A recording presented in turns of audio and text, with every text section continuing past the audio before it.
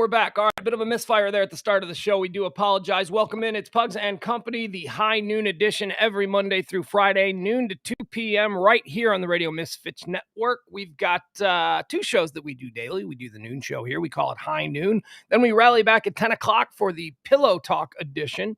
And, with the High Noon show, what we're going to talk about today is a whole bunch of different topics, things that people are chatting about, things that are trending, stuff that's happening in the world. Try to give you a cheat sheet so that you can go forth and be one of the smart people, or at the very least, one of the semi-informed people, which, if you take a look around, that puts you in probably the top 10 percentile of human beings you're going to bump into today. So that's what we do. We provide a service. We also have Uncle Lee here with us. Uncle Lee is with us. Hey, look at him here. He's not sunglasses during the day. He's the most interesting man in the world. No, that's not me, but I do not wear the sunglasses during the day because that's when they'd be necessary. That is, and you are. That's why you're interesting. Do you see right there? That is a baseline for being interesting. You have made a decision that goes against the grain, and that all plays into it. I see you're wearing your Cowboys stuff today. I am. There's a game tonight, which brings me to: are we going to have a late start? I don't know. Probably, because it's Monday night, and typically on Monday nights I go and see my son play football, and I usually get back right around 10, so I need about 10 minutes to set everything up. But should we go live after the Cowboy game? I think that's a good idea. That's what you're suggesting. Like, wait. Well, my thought is that most people are going to probably be watching the Cowboy game tonight, so we probably need to wait until after the game. Yeah. It's so okay. So just that, folks, just plan on that. If you're going to join us for the Pillow Talk edition tonight, then we're going to jump in right there after the Cowboy, within 5 minutes of the Cowboy game going out. Maybe we'll do like this is a good opportunity. Maybe we'll do a Cowboy post game. Maybe this will be a good opportunity for me to bring in another special guest. Post game analysis of today's Cowboy. Well, we got the Eagles at home, right? Correct. How are the Eagles? I mean, I know the NFC East is, nothing to really be right. That's what I was going to say. They're in the NFC East, so how could they be? Who's their quarterback? Jalen Hurts? Jalen Hurts. Okay. Jury's still out on him. He deserves a fair shot. All right, so that's what we're going to do. And today we're going to do a little bit different, too, because at 1:30 we're bringing on a special guest. This is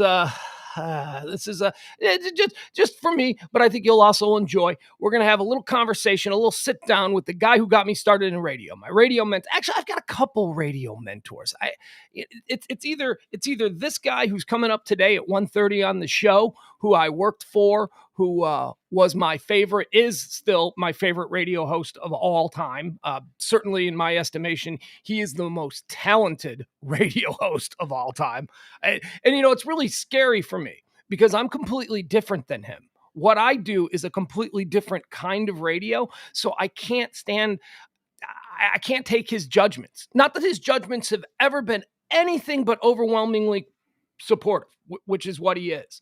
But like, sometimes I think, okay, so he's like a guy that I could never do what he does. He's just an incredible. I'll put it to you this way, for folks in Dallas. For those of you in Chicago, you know who Kevin Matthews is. So you understand what I'm saying when I say I don't do what he does.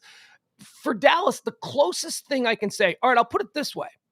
The second most purely raw, talented radio personality, second, that I've ever heard in my life is Gordon Keith. Gordon Keith over on the Ticket.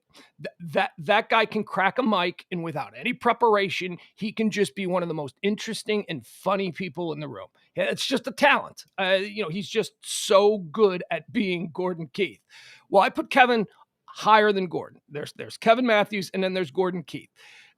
Kevin does this creative sort of format of radio that I have never seen duplicated in my life. Possibly Phil Hendry in LA might be someone who's similar if you're familiar with him. But no, I'm a talker and a ranter, and I had to say that to him the other day. He was talking to me about what I was doing. And I go, Kevin, I'm a talker and a ranter. You're a creative genius. There's two completely different avenues that we're exploring here.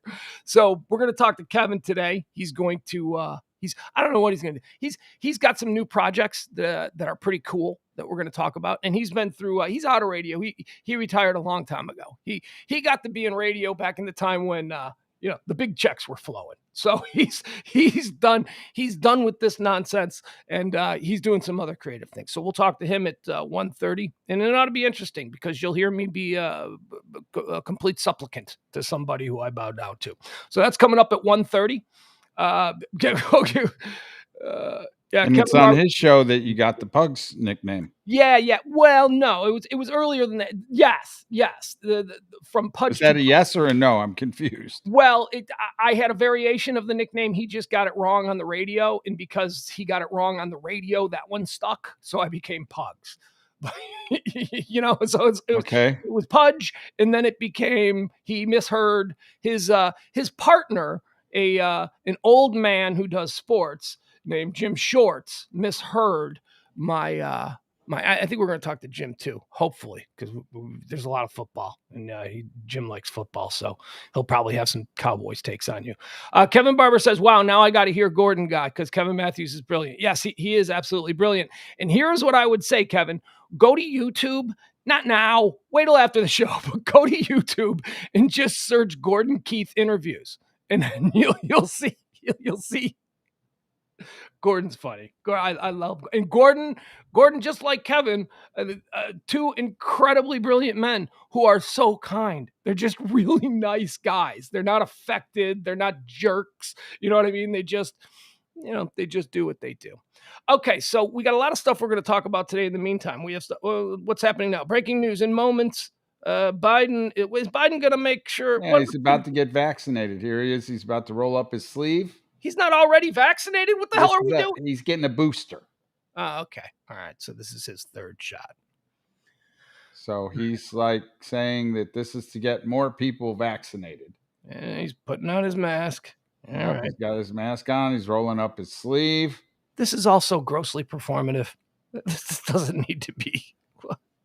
This is going to affect the people who hate him are just going to hate this. And the people that don't hate him are already vaccinated and are already willing to get the booster. I mean, wow, he's got some hairy arms. Yeah, you ought to see mine. All right, here he goes. We'll listen to this live, see if we can hear it.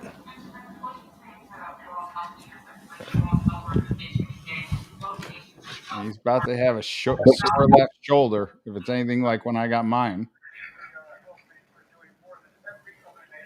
Put the rubbing alcohol on. I got no sound on this computer. This computer's really bad sound. Boom. There it is. It's in and gone. Yeah, you think they would have shaved that arm down. Because now hairy arms is going to trend. Watch. I promise you, Biden's hairy arms will now trend on one of the platforms. And we'll be forced to talk about it. Okay. It's all over. He's still breathing. What if it kills him? Like, what if he has such a bad reaction? Because he drops over right now. That would be awful. Certainly would get the anti-vaxxers. All right.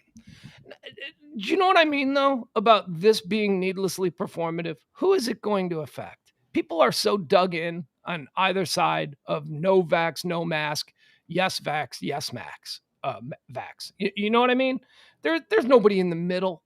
Is there a sizable portion of the American people who are going to go, I was going to get vaccinated. I was thinking about that, but now that President Biden got it, I'm all in. There's nobody like that in this country. We are divided straight down the middle.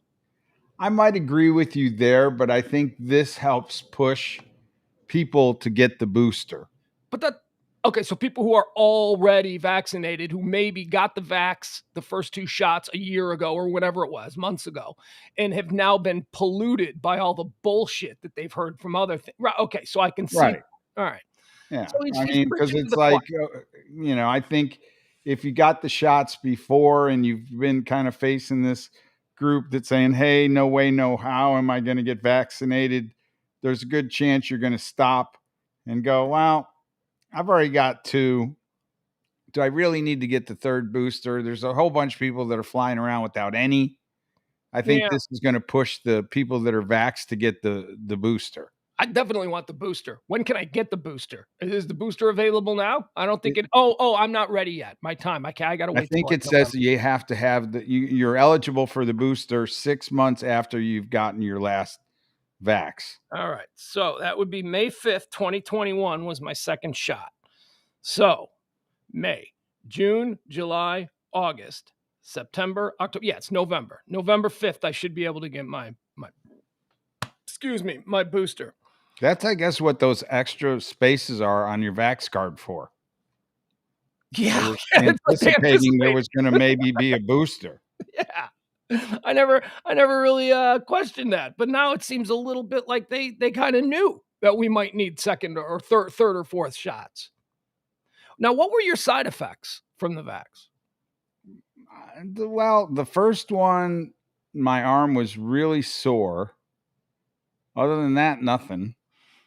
And then the second one, I questioned whether I really got a vaccination because I didn't I felt the first one go in and it kind of burned for a little while, and it kind of burned when I got back in the car. And then the next day my arm was sore for like 2 days, maybe 3 days. My arm was sore. And then the second one, when I went in, I couldn't even really tell that I got like a vaccination, and it didn't burn. And matter of fact, I said, "Are you sure you got me?" So he's like, "Yeah." And I was like, "Okay." And really nothing.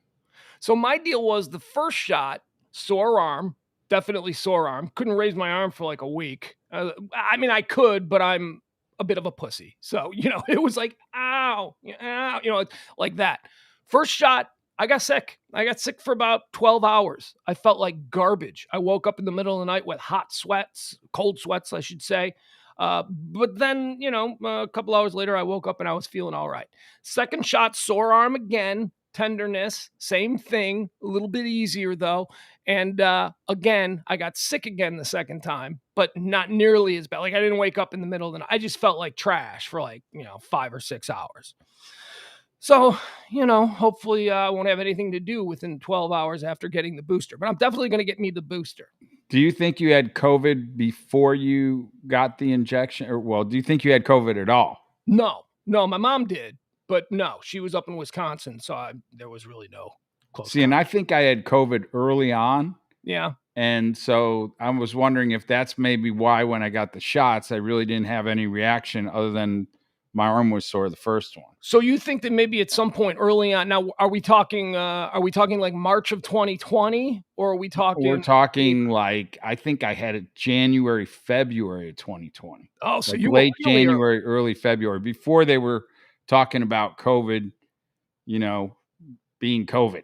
You got the weak virus. You got it before it really ramped up and got strong after bouncing off of all the people in clubs and bars and all that. So you got it early on. Yeah, but I mean, I as somebody who doesn't like to go to the doctor, I remember there was a time I was sick and I was in bed for like 3 or 4 days, and like on day like 3 or 4, I was like, man, if this doesn't start feeling better, I'm actually going to think I'm going to go to the doctor, and then. So that would be a good indicator that there was something but again, see, I say this all the time. I'm getting to the age now where I know my body. Like I know when something new is happening that needs to be addressed and that I need to have some concern for, as opposed to, I've been sick a lot. Like I got things like I know I get certain headaches at certain time of the year. I know my allergies. I know when they come in, and I know when I'm dealing with that.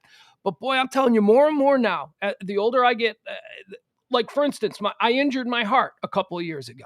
So now I'm very close to that. Like whenever I feel something weird, like a little bit of pressure, not a heart attack. I don't want to overstate it. There are people who have been through far worse, but that freaks me out.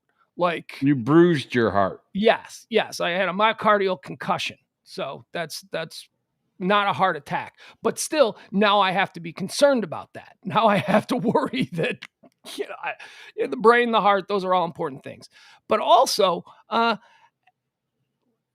got sick a couple of weeks ago, just not real sick. It was probably at this point food poisoning, but it was a different I don't know what it was. Maybe it could have been anything. But aren't we we're hyper vigilant now because of the pandemic. So you have to run through the checklist. You have to go to Google and say, what are the symptoms of COVID? And you have to check them off before you start to freak out. I don't think I had COVID, but I had something. I had some kind of a weird scratchy throat kind of thing a couple of months ago. See, and I'm not really hyper vigilant about COVID now. Like, I think, okay, I've got vaccinated. I am. You know, if I get a cold or sniffles or this, that, and the other, yeah, I'm probably going to keep myself away from other people. But like, I'm hoping at least that I'm not going to find myself hospitalized because I'm vaccinated. I'm thinking that's kind of the difference in the people that are vaxxed and people that aren't vaxxed. I am hyper vigilant because of the aforementioned heart thing. I've been convinced by everybody that, I am now at high risk to have it really bad should I get it. So, I mean, my kid and I, we just spent the whole weekend. By the way, an update on how I broke my kid. We still wear masks everywhere. He doesn't. Oh, like I'll give him the mouse, say, wear your mask, and we'll walk into a Jersey Mike's and he's holding his mask in his hand. And I gotta be like, put your damn mask on. And he's not like, he's healthy as a bull. He's fine, except for last night when I broke him. We'll get to that in a second. So I'm kind of the nerd dad as far as he's concerned, because he's all for it. Like, yeah, give me the mask. But then he forget, like, he's not thinking. He's not staying vigilant. He's going through the motions. He has the mask in his hand because that's what he believes he's supposed to do. But it's inconvenient for him to be wearing the mask. So he just sort of skips that part. But he has the mask. You know what I mean? He's a kid. That's what. So I find myself. Yeah, you wear the mask a lot more than I do.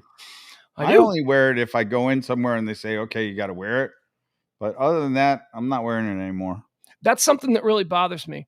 Every store you walk into says that they have that you have to wear a mask. And it's the least enforced thing I've ever seen. Luckily, the grocery stores, I would say a good 77 out of 10 people in grocery stores are wearing masks. And I like that. But then you see like the other people just cavalierly walking around, walking right past the sign with no mask.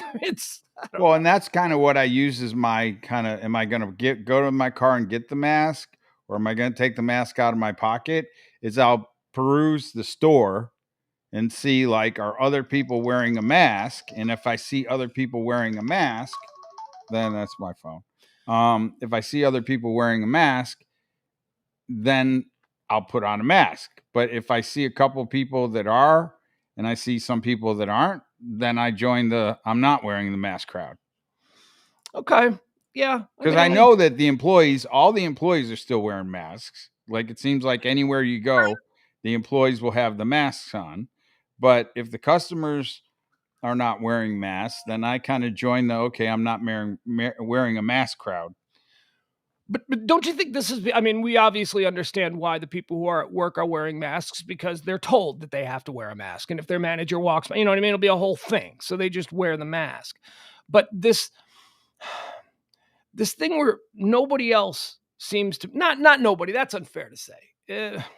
Like I said, it's about 7 out of 10 when I go to the stores around in this neighborhood, which,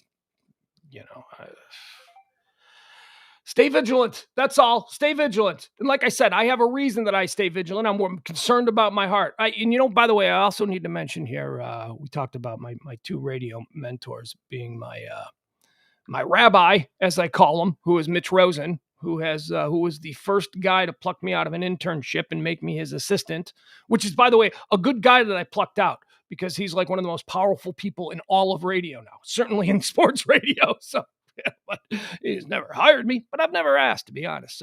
So we're okay there. And then, of course, Kevin Matthews, who was my dream job, my first job working for him as a producer. But now I'm looking at the chat room, and the guy who would be my third mentor, Rob Wexler, is checking in. Rob Wexler, who was my radio teacher back in the day, is now checking. So that's okay. A lot of pressure. Had a bad moment this morning, spun out into a depressive spiral for about 45 minutes. And I had to do whatever I could to get myself out of it. And one of the things that got me out of it, let me show you something. Let's just watch something. Because you color coordinated your shirt and your hat. No, that was an accident, but thank you for noticing, because when I looked in the mirror, I went, hey, look at that. I appreciate you noticing. So what's the B on the hat stand for? That that is for, are you ready? This is a classic I think it's 1947 Boston Braves hat. This is before they were, see, you notice how it still looks like the Atlanta Braves, except for B.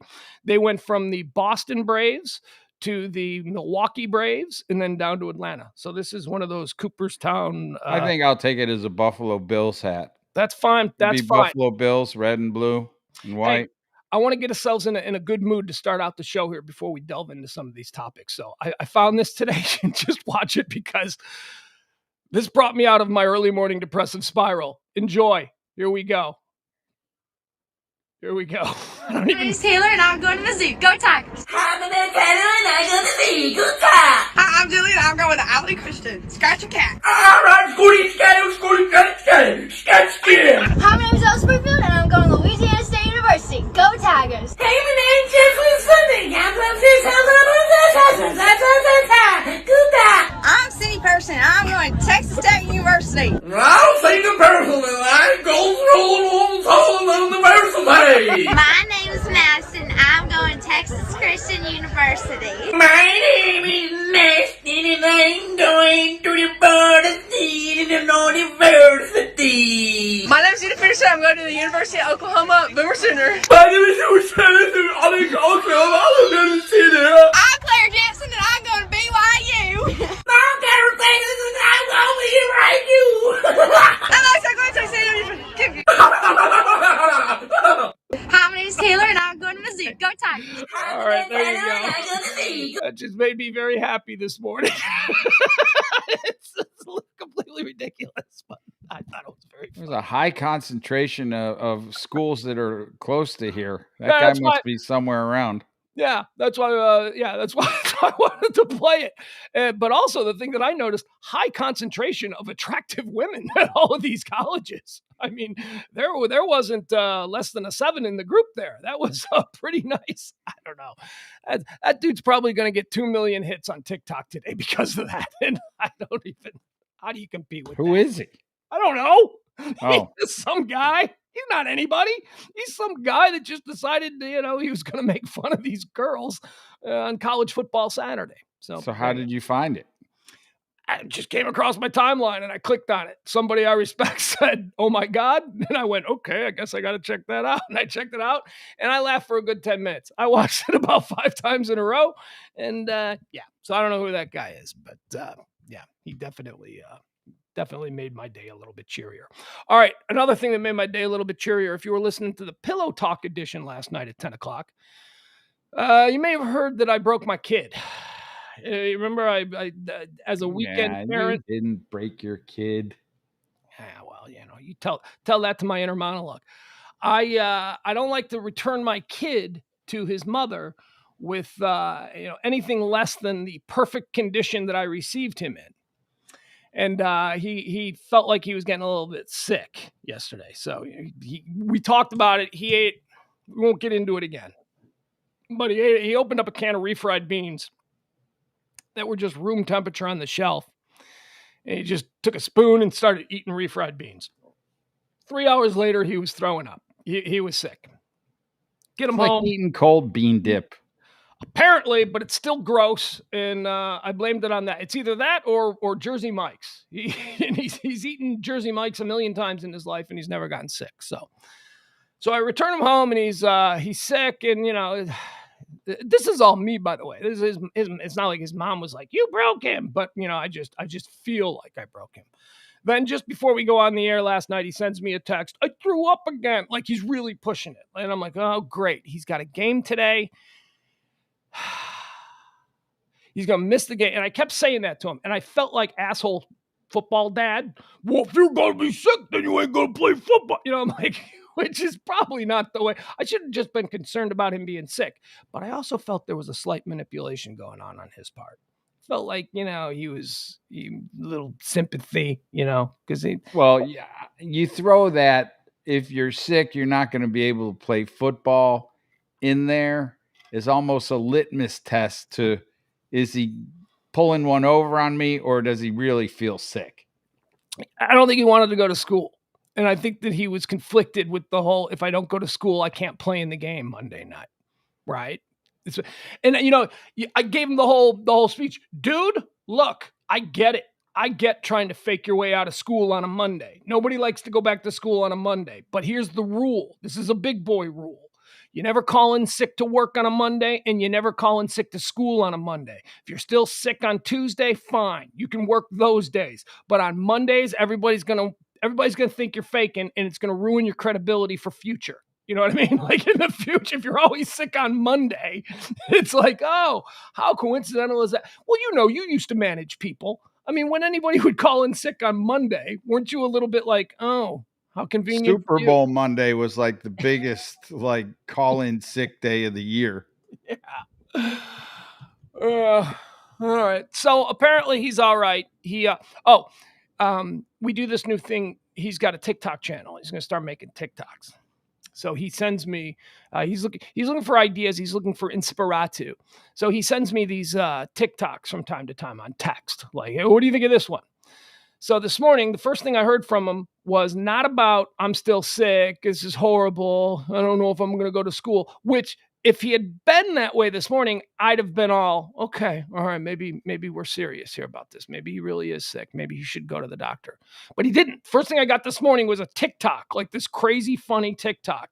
And he's like, isn't this hysterical? And he sends it to me. And then I go, are you still sick? Like, I didn't respond to the TikTok. I just said, are you still sick? And you know what he sent back to me? 2 out of 10. I'm like, 2 out of 10. Like 2 out of 10. He's a 2 out of 10. That just could be normal the way you wake up when you're older. Right. But it's like he realized that, he was ruining his game because I basically accused him of faking. So he dug in. Once I accused him of faking, he dug in, and that was the reason for the late night. I puked again call, just to reiterate to me that I should feel guilty because I'm not believing that my kid is actually sick. But, he didn't, the first thing he said wasn't, oh, I feel sick, Dad, I'm staying. First thing was some wacky TikTok that was obviously bringing him joy and amusement. And instead of reacting to that, I just said, are you still sick? And then suddenly he downshifted to, oh, I'm 2 out of 10. Oh, okay. But you're sitting in the lunchroom at school and, you're sitting in the lunchroom at school and you're sending me TikToks. So you can't be that sick, right? You're obviously. No, if he's playing football tonight, he's not that sick. All right. Let's see what we got here. Trending today. Did you see this was trending? This was fun. This was trending this morning at 10 o'clock. It's still trending now. David Letterman. Did you see David Letterman trending? I did not.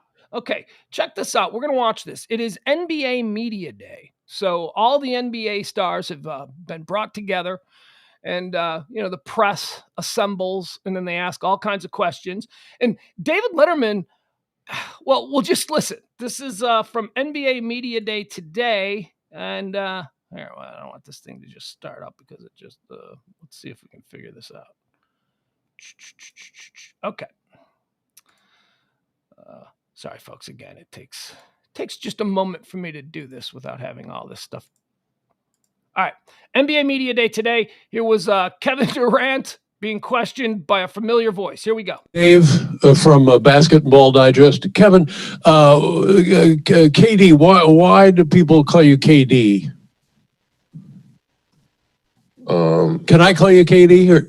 Yeah. Okay. My first name is Kevin. Right.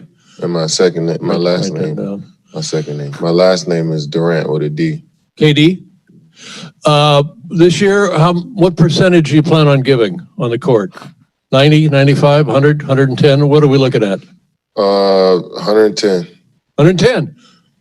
Dave from Basketball. So here you go. That's David Letterman somehow snuck his way into the NBA Media Day and started asking questions of players. Now, the big debate going on right now is, did Kevin Durant know who David Letterman was? Or has David Letterman been gone too long for someone like Kevin Durant to know who David Letterman is? I don't think he had any clue. How is that possible? Kevin Durant. Well, did you see his facial expression? Yes, that's why people are like, how can Kevin Durant?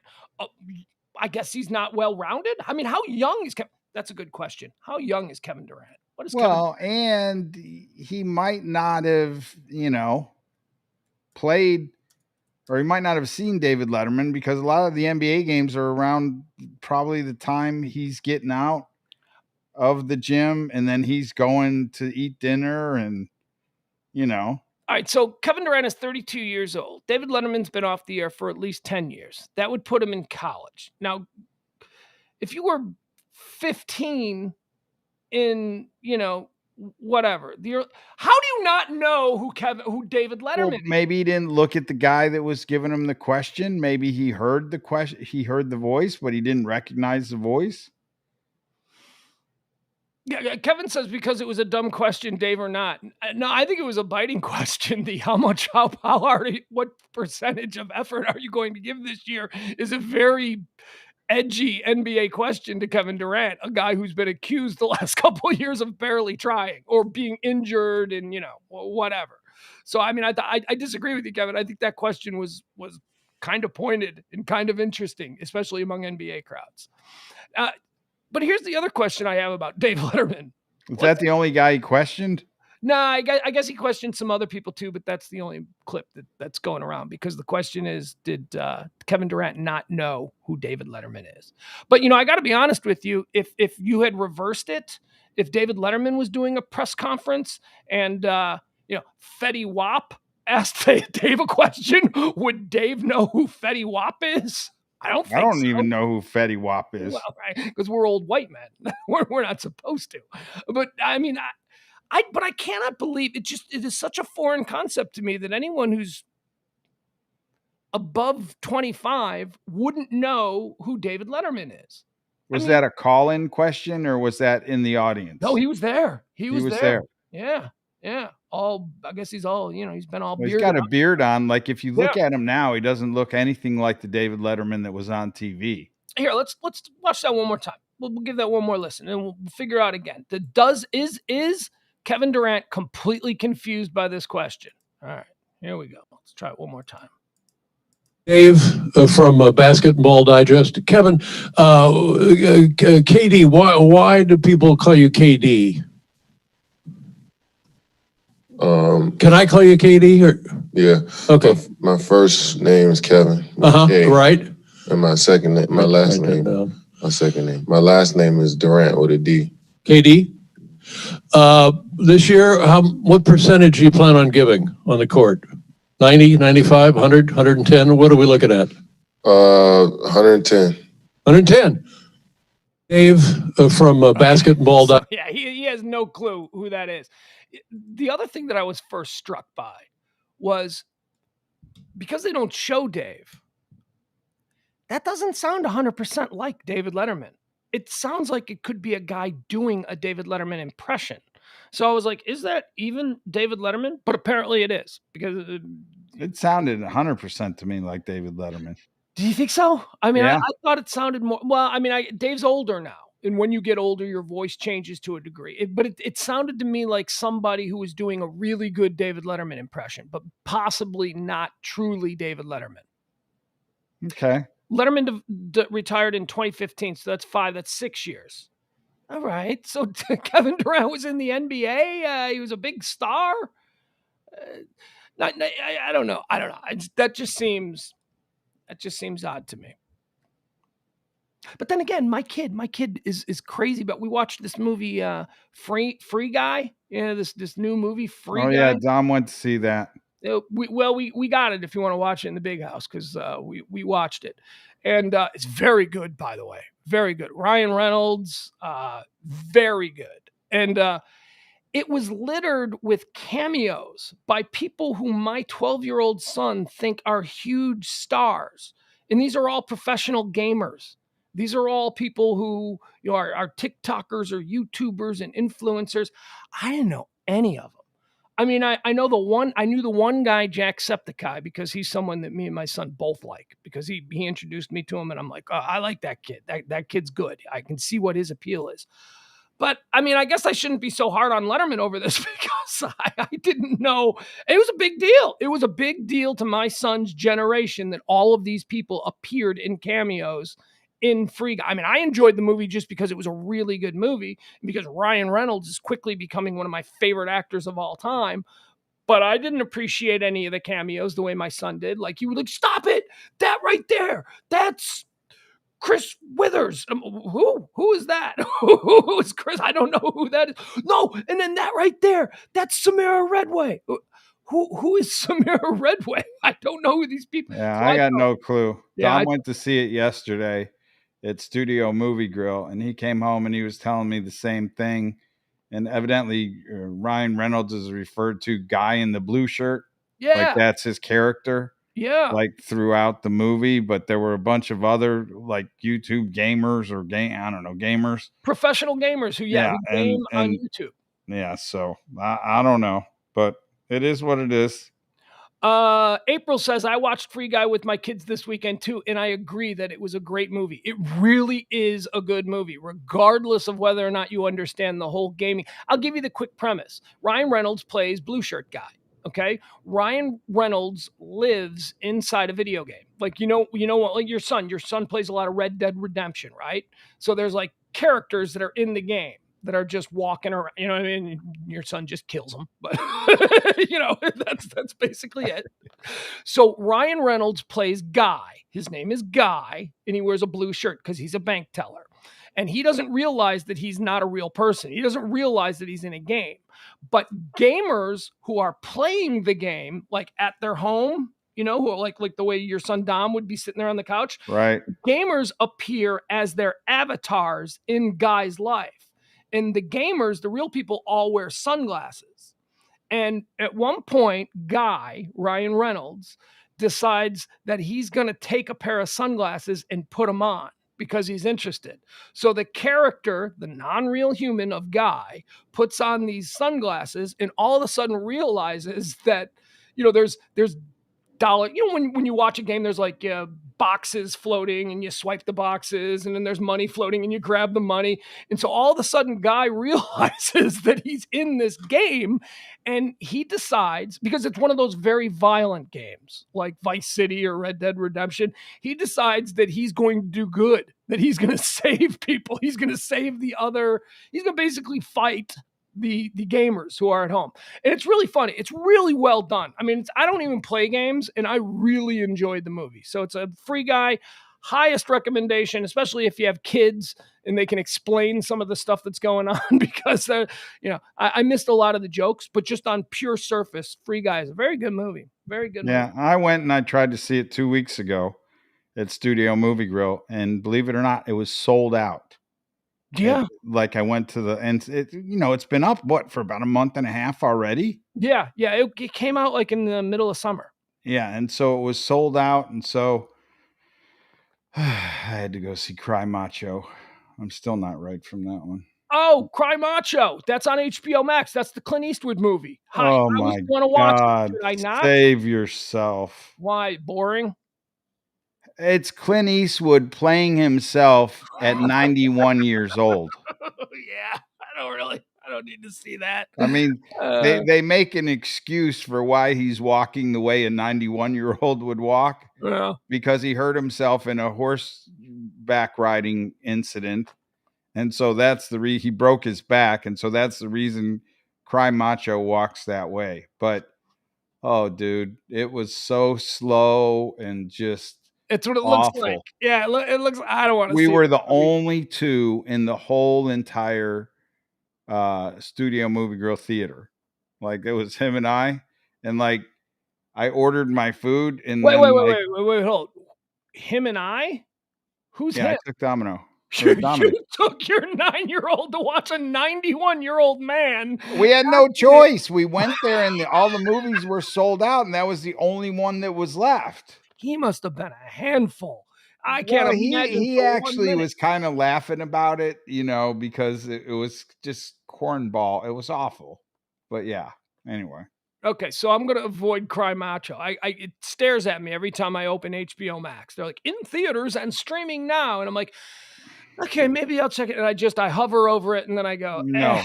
I don't know what this doesn't look good. I give it a 2 thumbs down. How were the reviews for it? I can't imagine they were good. I didn't even. It was like, what can we see right now? Because it was like 10:30 when we went there, and Free Guy was sold out, and then that other Marvel movie with the Asian kung fu fighter that was sold out. So the only choice I had left was Cry Macho. Oh, well. And then you took your 9-year-old to see Cry Macho.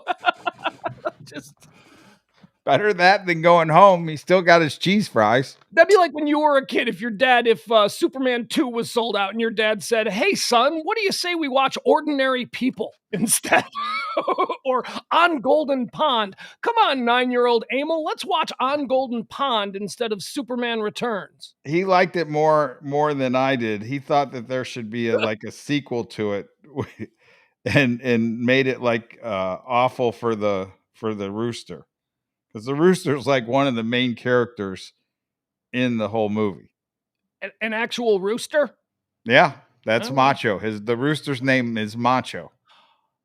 So it's a movie about a 91-year-old Clint Eastwood and his rooster named Macho. No, there's already a Clint Eastwood movie with a similar plot where he goes over the border to rescue a kid. Here he's going over the border to rescue a kid, and then the Macho turns into the rooster, and yeah.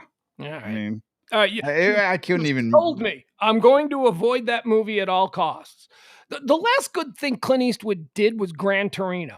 Remember that? And that was only good because he was sort of playing who we all thought Clint Eastwood was. The old man get off my lawn guy.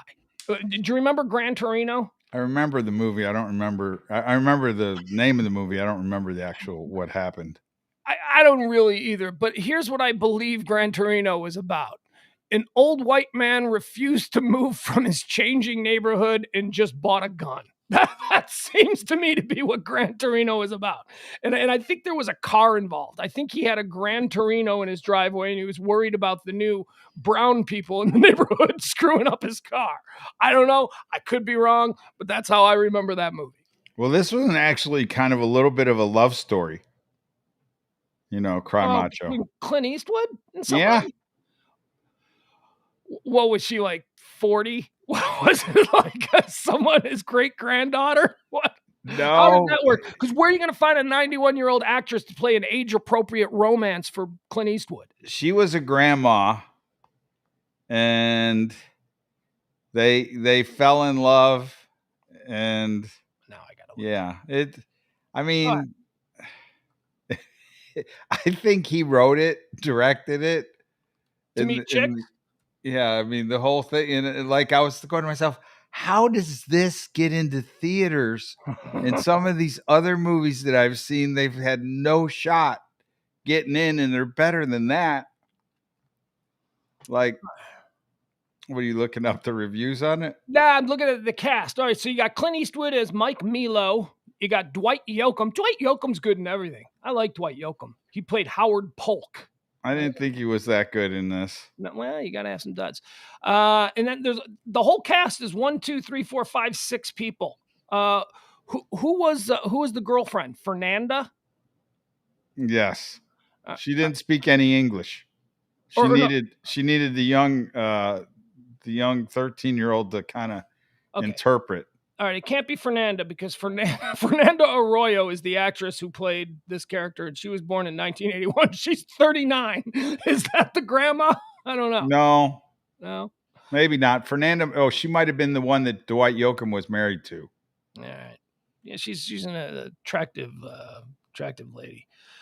Here's a fun fact for you. Arnold Schwarzenegger was originally cast to play the lead role in Cry Macho.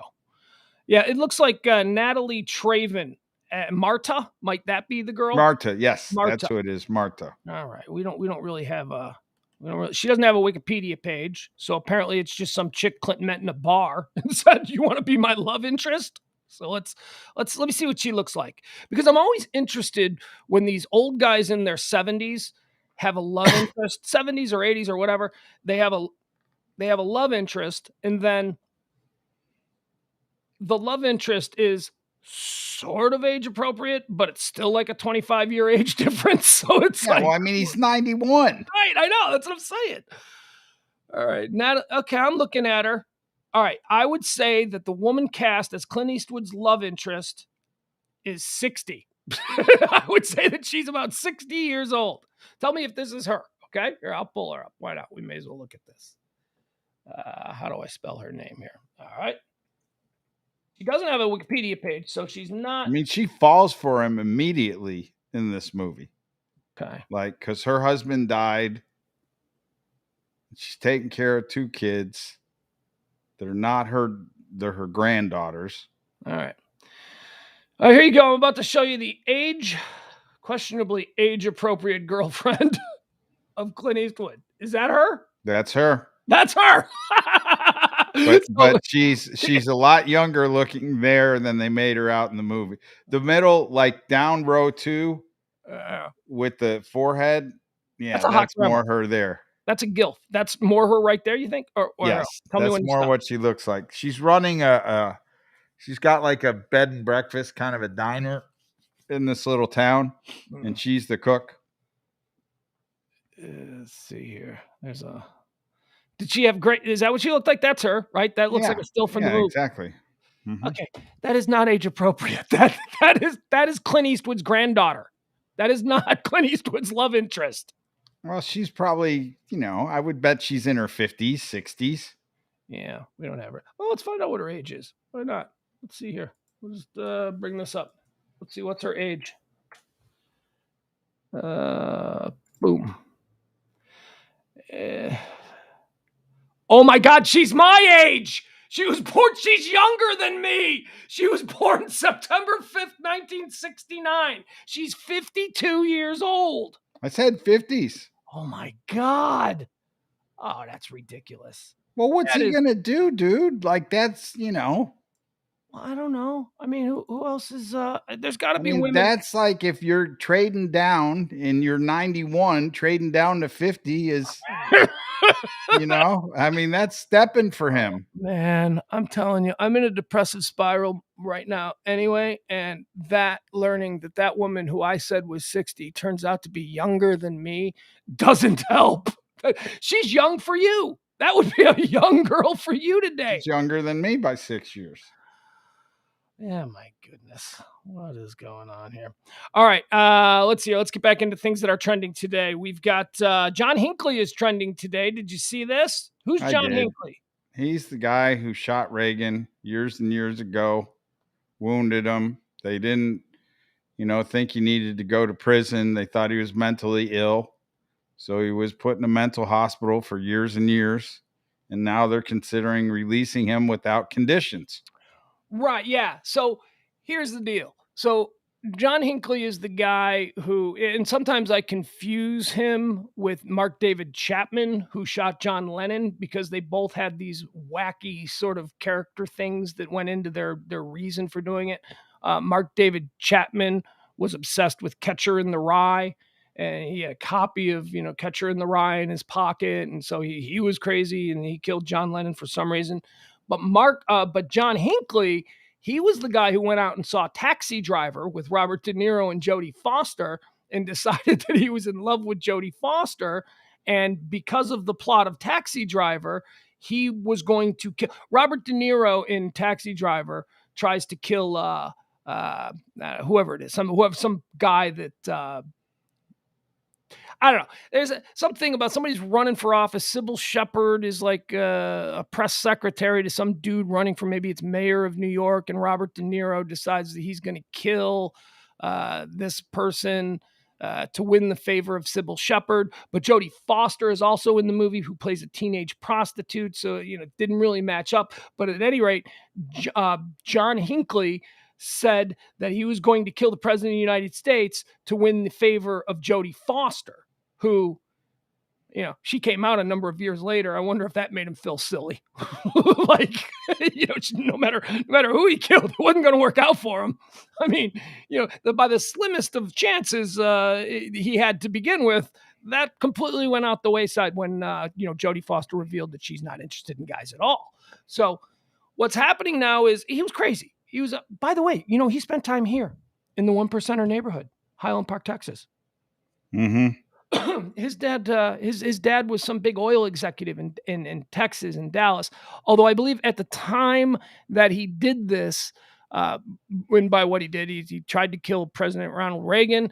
He shot Orland Park, Illinois, Chief of Police Tim McCarthy, who was the Secret Service guy, and just destroyed James Brady's life. James Brady, the press secretary for Ronald Reagan, was the most severely injured in it. He had major brain damage and, just terrible, terrible thing. So it's not like, well, he didn't even kill the president. What? No, he destroyed lives. He destroyed, although, that was the impetus for the Brady bill and, those early gun reforms that were passed in the 80s because of James Brady and all that. So, that something relatively good came out of it, although, judging by the way things are, maybe it wasn't really enough. But we're not going to get politics. Hey, look, I'm just a guy who suffered gun violence at the hands of a madman when I was a very little kid. So my personal opinions on this will not be shared, but they are legit. I do think it's odd, though, that he's going to be released without any restrictions. Well, that's the thing. So in 2016, I believe it was, he was released from here, I'll just read it. A federal judge said on Monday that John Hinckley Jr., who tried to assassinate President Ronald Reagan 4 decades ago, can be freed from all remaining restrictions next year if he continues to follow the rules and remains mentally stable. U.S. District Court Judge Paul Friedman in Washington said during a 90-minute court hearing that he'll issue his ruling on the plan this week. Since Hinckley moved to Williamsburg, Virginia, from a Washington hospital in 2016, court-imposed restrictions have required doctors and therapists to oversee his psychiatric medication and therapy. Hinckley has been barred from having a gun. Well, I should hope so. And he can't contact Reagan's children, other victims or their families, or actress Jodie Foster, who he was obsessed with at the time of the 1981 shooting. So I remember back in 2016 when they let him out of the hospital, like he was in like a fully, like you can't leave. You're going to live here for the rest of your life until 2016. And then he was like, 60 years old in 2016. And they said, okay, you can go to what is essentially like a halfway house kind of a deal. Mm-hmm. But he still had these restrictions and they were still monitoring his medications and all that. Well, now here we are 5 years later, and they're looking to get rid of all of that and just set him free out in the wild. Thoughts? Well, I think if getting rid of all of that means you do not have to show up to your therapist and we aren't going to monitor the fact that you're taking your medications, that's a bad idea. Right. I mean, I can tell you as somebody who has been on medications, I'm certainly not the kind that he's on. I mean, he's probably doing shots of lithium 5 times a day. He's obviously somebody that they needed to keep under control. But I mean, I was not under any kind of court order. I remember like depression medications and stuff like that. I just stopped using them and I found other ways that I could handle them because of how terrible they make me feel. So a guy like John Hinckley, I can't imagine that he's going to continue to voluntarily take his medications because they must make him feel absolutely awful. I mean, I don't know. I was like contemplating, okay, so you're out at a bar and he introduces himself to you. Hi, I'm John Hinckley, the guy who shot the president. Like right away, aren't you going, oh my God, you're out? Yeah. I can't believe shooting a president gets you out ever. I would assume that that's one of those things where they just put you away and say, okay, you're done. You're in timeout until, your heart stops. You are in timeout for the duration of whatever it is you're going to be offering the world. A 2020 violence risk assessment conducted on behalf of Washington's Department of Behavioral Health concluded that Hinckley would not pose a danger if he's unconditionally released from the court-ordered restrictions. He's 66. But then again, 66-year-old guys, they can still be dangerous. That's not like 91-year-old I just Clint watched Eastwood. Cry Macho. Yeah. Was Clint dangerous? Was there a fight scene? He did a fight scene. No, he didn't. He did. No, he did not. Yes, he did. One punch fight scene, but yeah. So he dropped the guy. Yeah, he just threw a 91-year-old feather punch, and it dropped what I'm guessing some much younger, big, scary guy. Yeah. Well, it wasn't. Yeah, this guy. Yeah, I don't want to kill it for you. There's not much plot to it, but yeah, the guy that he dropped, he gets dropped like 3 times in the movie. Like he's kind of the tough guy that's not so tough. Emily says meds don't always make you feel horrid. He likely has better levels than you did. He had constant monitoring. I don't think so, man. He had heavier drugs than I did. He would have had much heavier reaction to whatever. I don't know. I don't know. So at any rate, that's going to happen later in the week. I guess we're going to find out if they're going to let him out, let him free into the wild. Imagine that guy. Hey, who's the new neighbor? The dude moving into the apartment next door. Yeah. That's what I'm saying. It's like it would shock probably people that he's out. Yeah. Yeah. What? Speaking of, now that I'm thinking about this, what's up with Mark David Chapman? Is he dead? He might be dead. Do you know? Yeah, I don't. Let me see. I'm just for my own personal edification at this point. Let's see. Mark David Chapman. There you go. That's all you need. You just need the Mark and the David. It comes up. Oh, Mark David Chapman is still alive. What's happening with him? Mark David Chapman is an incarcerated American who murdered former Beatle member John Lennon. How old is he? 66. Look at that. Same age as John. Maybe they could move in together. Maybe they could be roommates. Mark David Chapman and Jodie Foster. They could watch Jodie Foster movies. He could read passages from Catcher in the Rye. It could be very nice if they could control each other.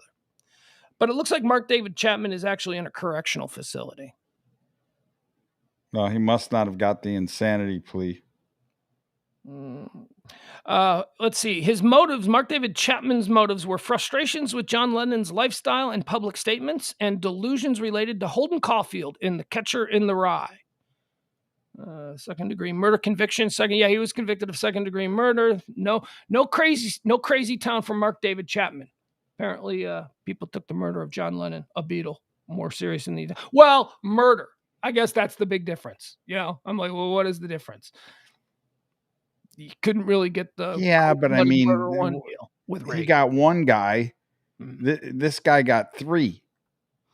He shot 3 people. No. Yeah, but...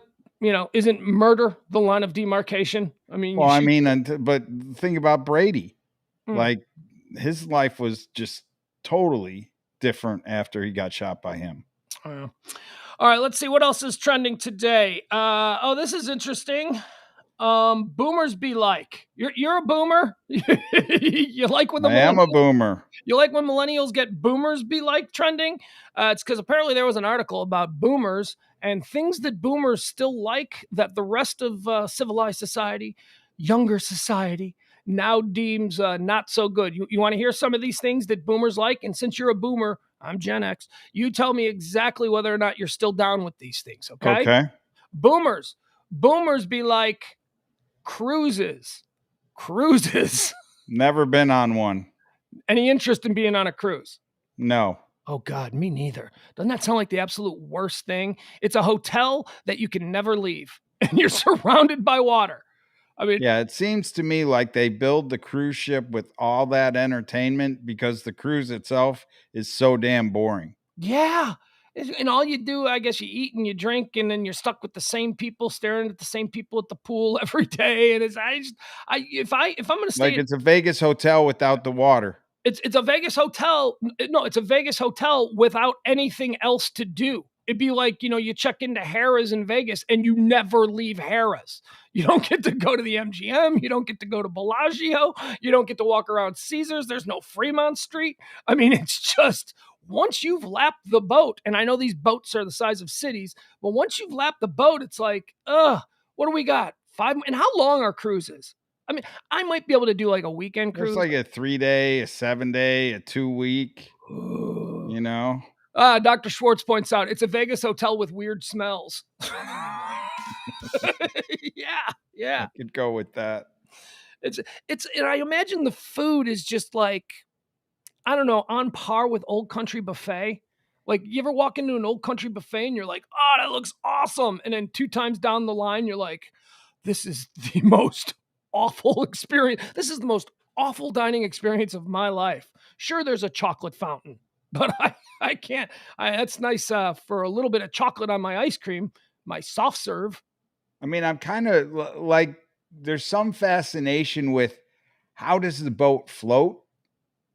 But I think that would wear off after a while. Yes, okay. You just got to trust the science, baby. Right. Like, I'm like, when you're out there, you're like, okay, we've got a pool, we've got a shooting gallery, we've got a driving range, we've got a stage where they put on a different show every night. But then I guess when you see the actors go from, okay, they're this character tonight and they're that character tomorrow night, and, you know, because you're not going to see the same play every night. I mean, it just, I don't know. It seems like you're trying too hard. And nothing about cruises. All right, so cruises just seem like sunburn, hangovers, and epidemics. You know, just everybody getting sick. And rape. Don't forget the rape. Apparently there's a lot of raping going on cruise ships these days. So millennials and Gen Xers have moved away from from cruises, but boomers are still into it. Racquetball is another thing that boomers be like. Racquetball. You ever played racquetball? Yeah, I played racquetball, but I was never really good at it. 30 years ago, right? You're not still playing racquet. Do they even still have racquetball courts? No, not. Well, I mean, they do. I'm sure somewhere. I haven't seen them, but they were kind of all indoors at clubs anyway. Yeah, like Bally's always had racquetball, like Bally's fitness clubs. Yeah, because the ball would bounce off the ceiling and the walls and things like that. It's not really an outdoor sport. We'd have to go. We're like, oh, I'm with my dad this weekend. We got to go watch him play racquetball. And then you go to some Bally's and you'd sit on little bleachers with a glass wall and you'd watch your dad play racquetball against his attorney or his dentist or somebody, you know.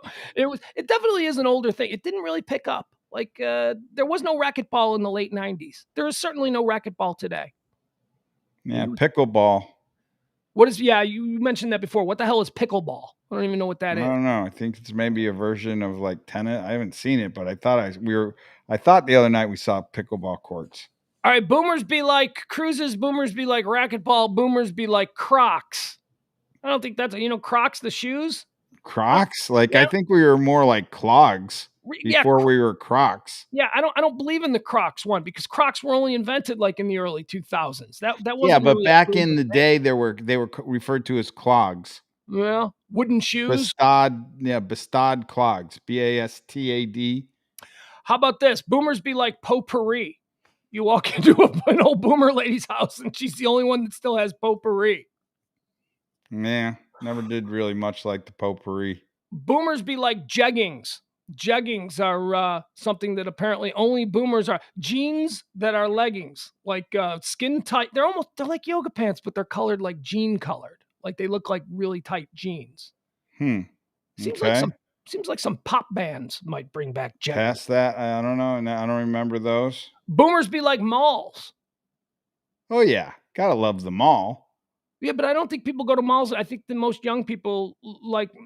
My son doesn't have a mall. My son is 12 years old. He lives like within a mile of a mall, and he doesn't hang out at the mall. You know, I used to hang out at the mall. If he wants something, he buys it online, and it comes to his house in 12 hours.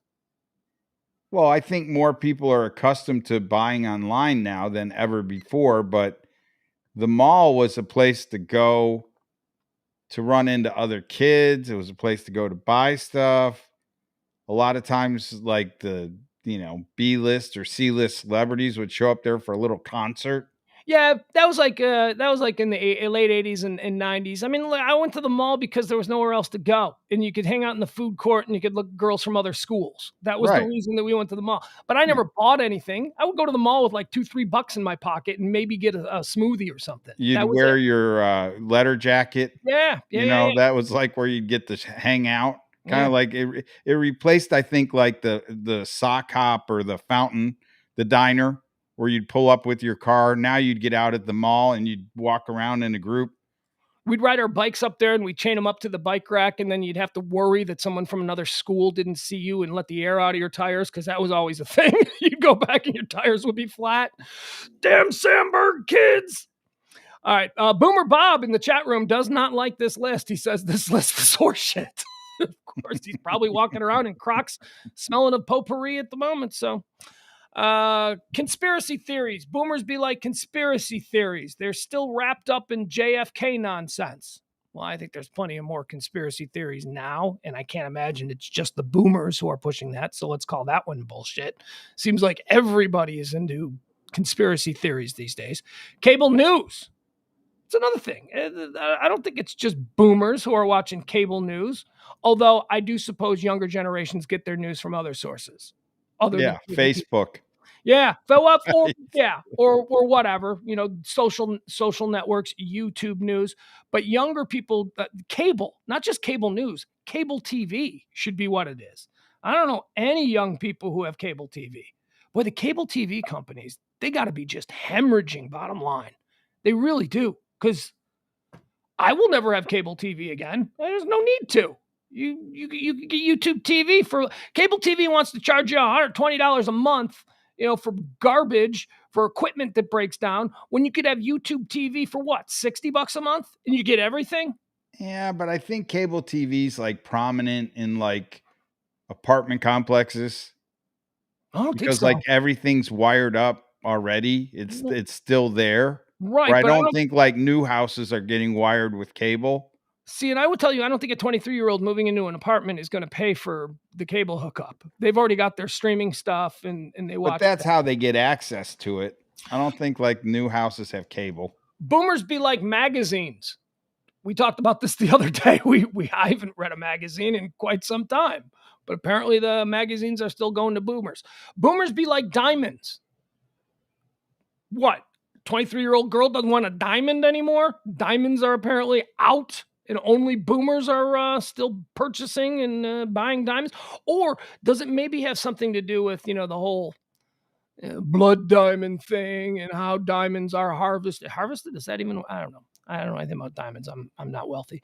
I don't think diamonds, like the cost of diamonds hasn't dropped. Well, as long as boomers are buying them, they'll drive that price. Boomers be like golf. No.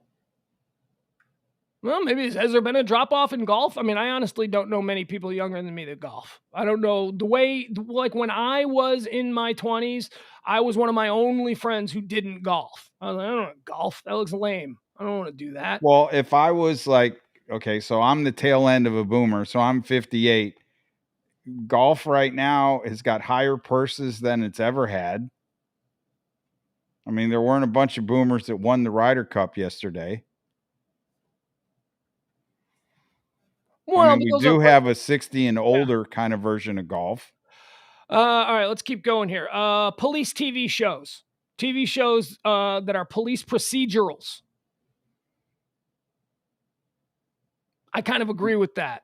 Like Kojak was probably the police TV show I remember of my day. So police procedural is like Law and Order, or more like CSI. CSI, something like that. I don't watch those. I never liked those shows. I mean, I think I jumped off that wagon when they canceled Starsky and Hutch. That was probably the last police. No, Hill Street Blues, but that wasn't so much a procedural as much as it was like an ongoing interconnected story about police.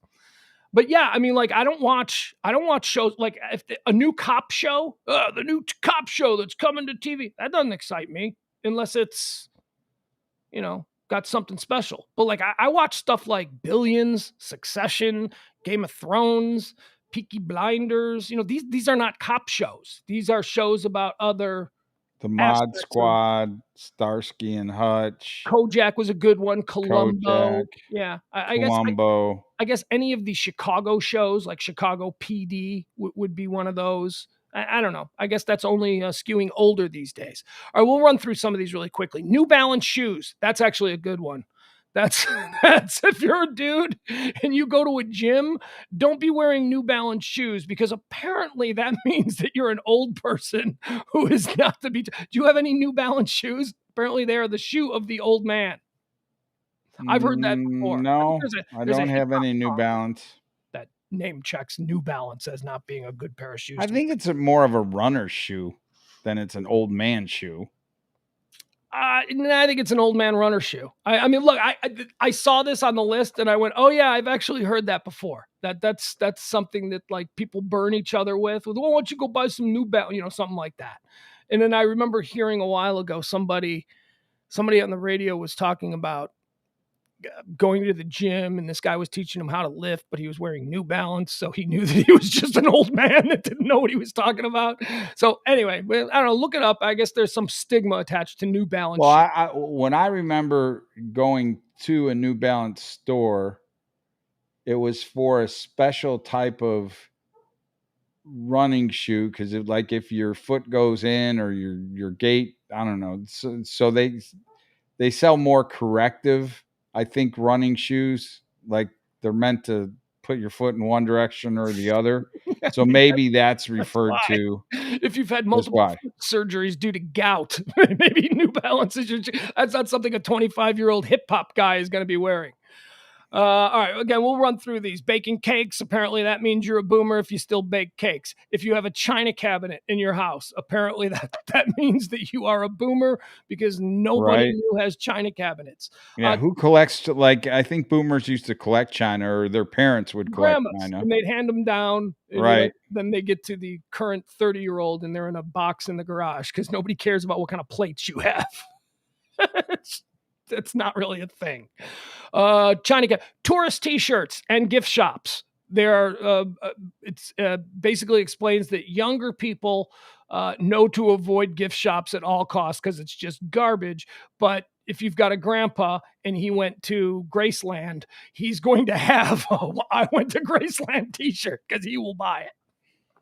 Yeah, or my grandpa went to Graceland and all I got was this lousy T-shirt. And then I'll give you two more quick ones. The jorts and Hummel figurines. Hummel figurines are things that if you've got Hummels, that's china cabinet stuff. Yeah. Hummel figurines. And finally, boomers be like, still use Yahoo as their search engine and have AOL accounts. Yahoo and AOL. If their email is at AOL.com. Yeah. I guess, which my mom's got that, but Hotmail, the same thing. Yeah, right. Apparently, it's only cool to have Gmail now. Is that what they're probably trying to tell us? All right, quickly here, we're gonna have Kevin Matthews joining us here in the next 10 minutes. He is a legendary Chicago Midwestern radio performer, syndicated all over the Midwest. But the guy that I got my start on, and he says he's got something he wants to talk to me about, and we'll also talk to him about what's going on in his life. It'll be interesting for any of you who want to know my origin story. That's pretty much your origin story, where you turned from Pudge into Pugs. Yeah.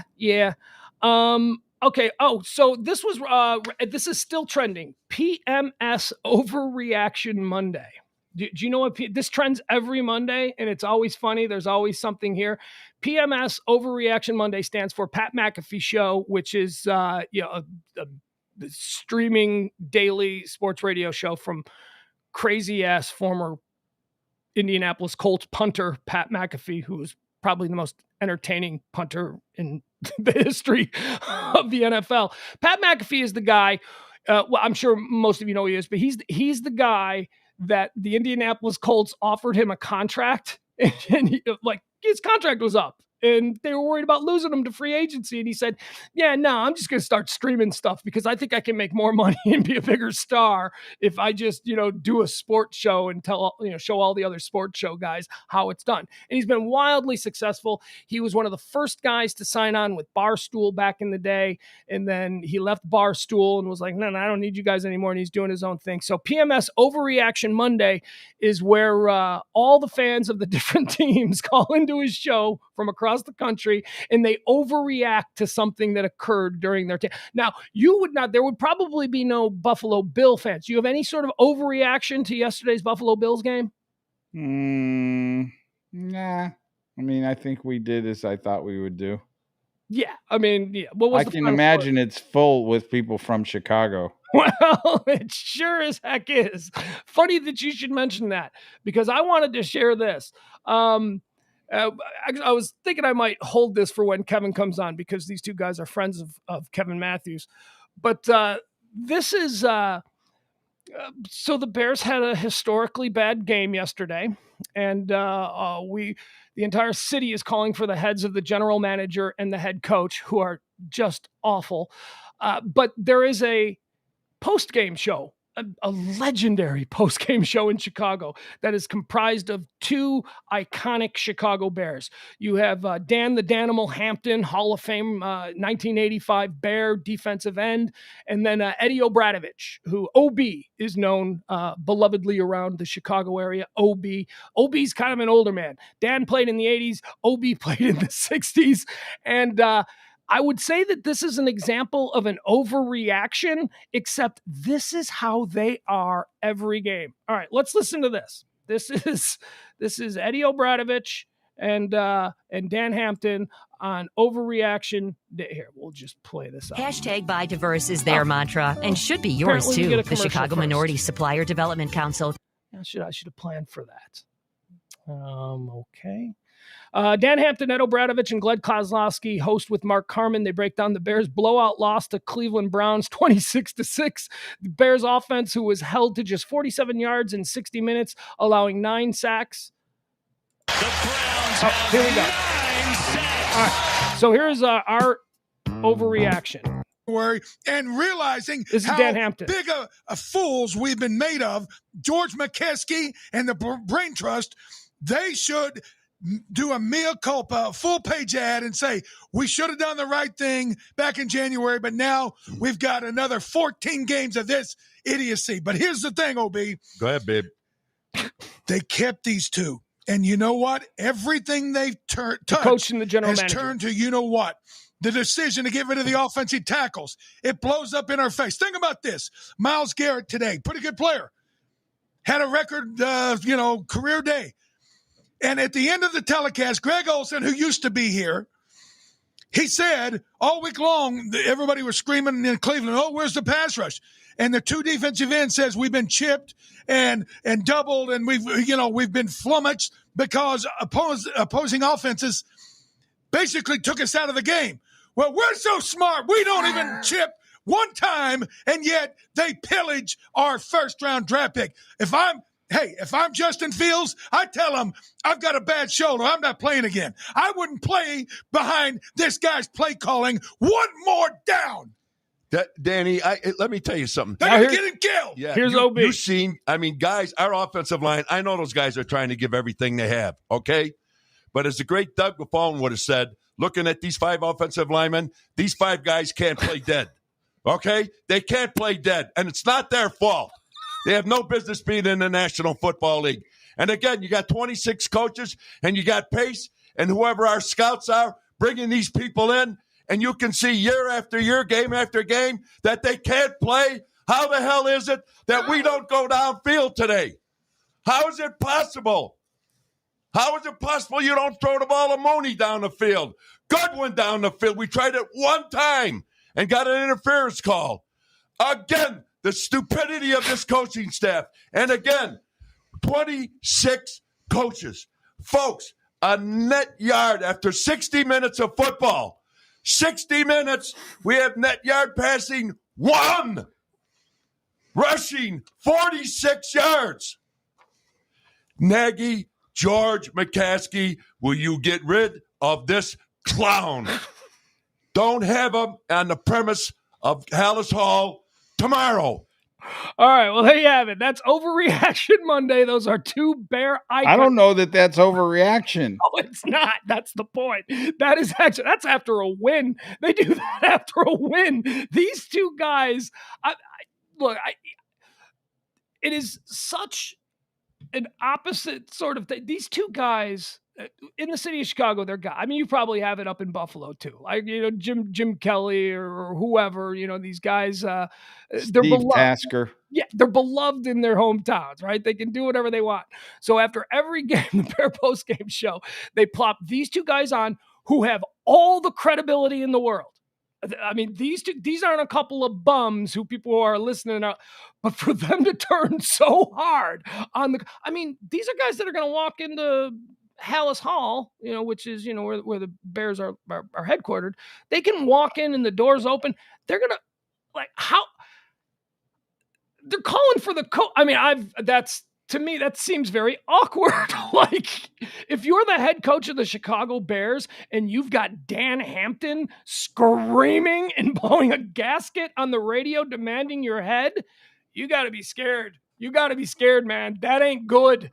That ain't good, man. I don't think you're scared. I think at some point you're probably happy to go. Like, I mean, what can his life be like in Chicago? I mean, it's not like those two are rare. Like, that's the typical Chicago fan after a Bears game, particularly. They have rings. They're those two guys. Well, but I'm saying that's the mentality of the whole crowd now. I mean, you wanted Justin Fields to play only to get sacked 9 times by Myles Garrett. Like, what did you think was going to happen? Well, that's the problem. The coach. Well, we don't want to get into it. Look, I just found that funny. I watched yesterday's game and thought, okay, good. Finally, we're going to get rid of this head coach. Finally, this coach who broke Mitch Trubisky, been saying it since Trubisky played yesterday for the Bills. How'd he do? In the fourth quarter. He did all right? Oh, it was just, garbage time, but. Yeah.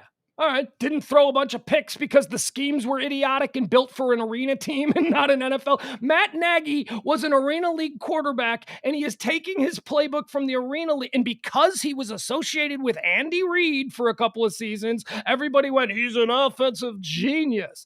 This guy, Mitch Trubisky, everybody, it was Mitch's fault. And I'm like, no, it's really not, man. The kid didn't get a fair shake. You can't play football under this guy's scheme. This guy's scheme is idiotic. It's not built for the NFL. Mitch Trubisky took the Bears to 2 playoffs in 3 years using Matt Nagy's system. Mitch Trubisky might be Tom Brady.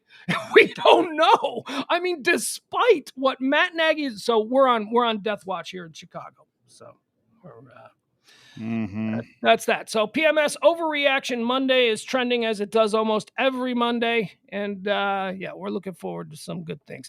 SNL is trending today. More importantly, Beck Bennett is trending today. Do you know who Beck Bennett is?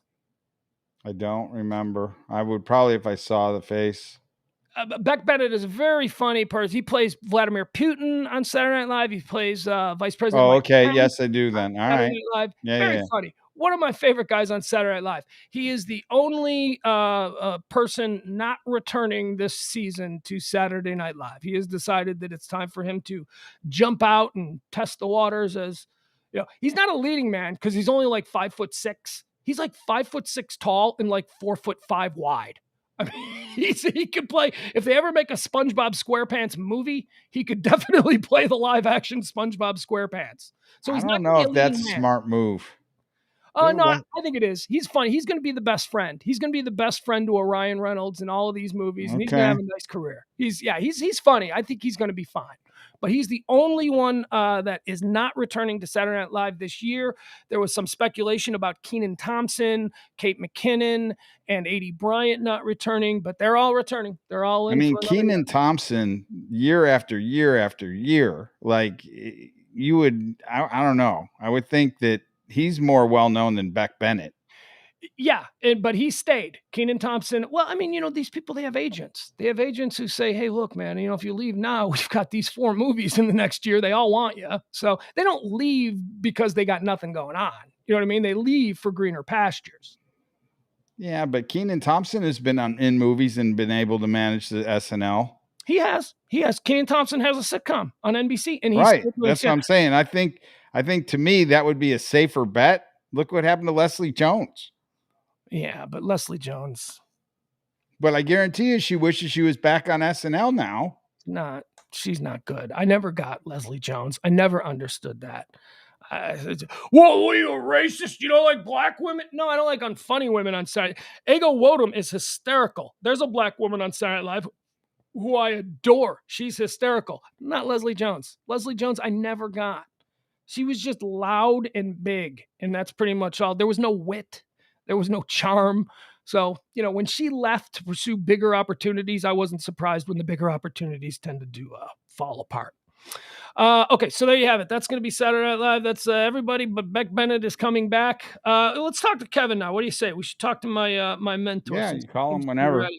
Let's bring him on. Ladies and gentlemen, this is going to be Kevin Matthews. He's calling. He's in Michigan somewhere, so we're going to put him up. We'll see what's happening there. Hello? What? Jim, what's happening? It's Jim Shorts, ladies and gentlemen. Jim Shorts, legendary Chicago broadcaster. Hey, Pugs, I'm here with Jim. Hey, Kev. Ladies and gentlemen, this is Kevin Matthews. You've heard me talk about him many times over the years here in the Dallas-Fort Worth Metroplex. He is as close as I would consider to a mentor that I've had. You taught me all about radio. Pugs. Do you know? You're like my little houseboy that we got from Hong Kong back in '92. Yes. And you put me in those tight cutoff shorts, and I ran around.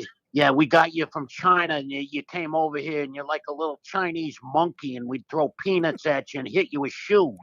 And you didn't clean up the house, you little bastard. All right, Jim, we're not going to start. You and I have a long history. No, we'll start right now. Jim, we've been listening to you on Facebook.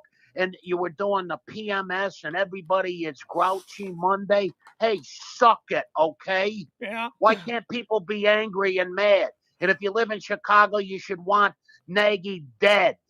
Yeah, well, Jim, that's what I wanted your take, because I know that you're old running buddies with Obie and Hamp. I love those guys. They played the game. They know. Nagy is like a Chinese monkey. I'd like to throw peanuts at him until his head bleeds. Okay. Jim, nice to see that you still have the violent streak. Jim, can I talk to Kev What's wrong with that? What's wrong with that? This whole country's turning into a bunch of pussies. Hey, Jim, you know what? Why don't you tone it down? This isn't, I'm not a 25-year-old kid tone anymore. it down? And what's that outfit you're wearing today? You look like a fat school kid. Would your mom dress you? No, Jim. This is my show. This isn't 1995 anymore. But it's like you dress like garanimals. What is it, the pussy edition? Oh, I'm going to wear a hat, and I'm going to wear a checkered, like, little scarecrow shirt, and I'm going to host the show. Well, my friend, E, the artist, he told me that I look good. Well, actually, now that I think about it, he didn't tell me I look good. He told me I look color coordinated. No, well, what's his deal? What is he all about? Well, he's the world's most interesting man. Jim, you know how I would describe here this? You will understand this. Here is how I would describe E, the artist, local raconteur, local DFW bon vivant, noted citizen, former broadcaster. He is like a hybrid between Tony Fitzpatrick and Buzz Killman. If you could combine the both, that's how I would describe E, the artist. Oh, so he should be in jail, but they haven't caught him yet. Kind of, they can't link all these things to him. Yeah, right. I like this guy. Exactly. All right, Jim. Can I talk to Kevin for a minute, or are you just gonna... I'm here. I'm just I'm on speaker, just watching Jim. Well, tell Jim that I do want to get his take on the Cowboys. We got a big Cowboy game tonight, and I know that he's got. I can tell you right now if you want, but I'll wait. I'll wait. I hope. Yeah.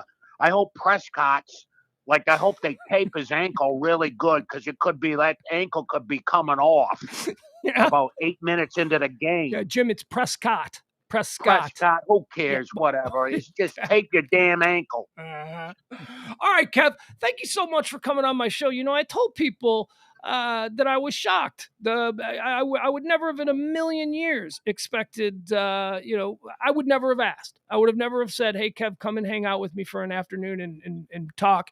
But then you invited yourself, and I was so pleased. I called you up and I said, hey, can I come on your show? I got to ask you a question. Yeah, and your audience, I know you got an audience that loves food, and I'm not. You've always loved food. I've loved food, and I hate what foodies have done with food. Yeah. They've wrecked it.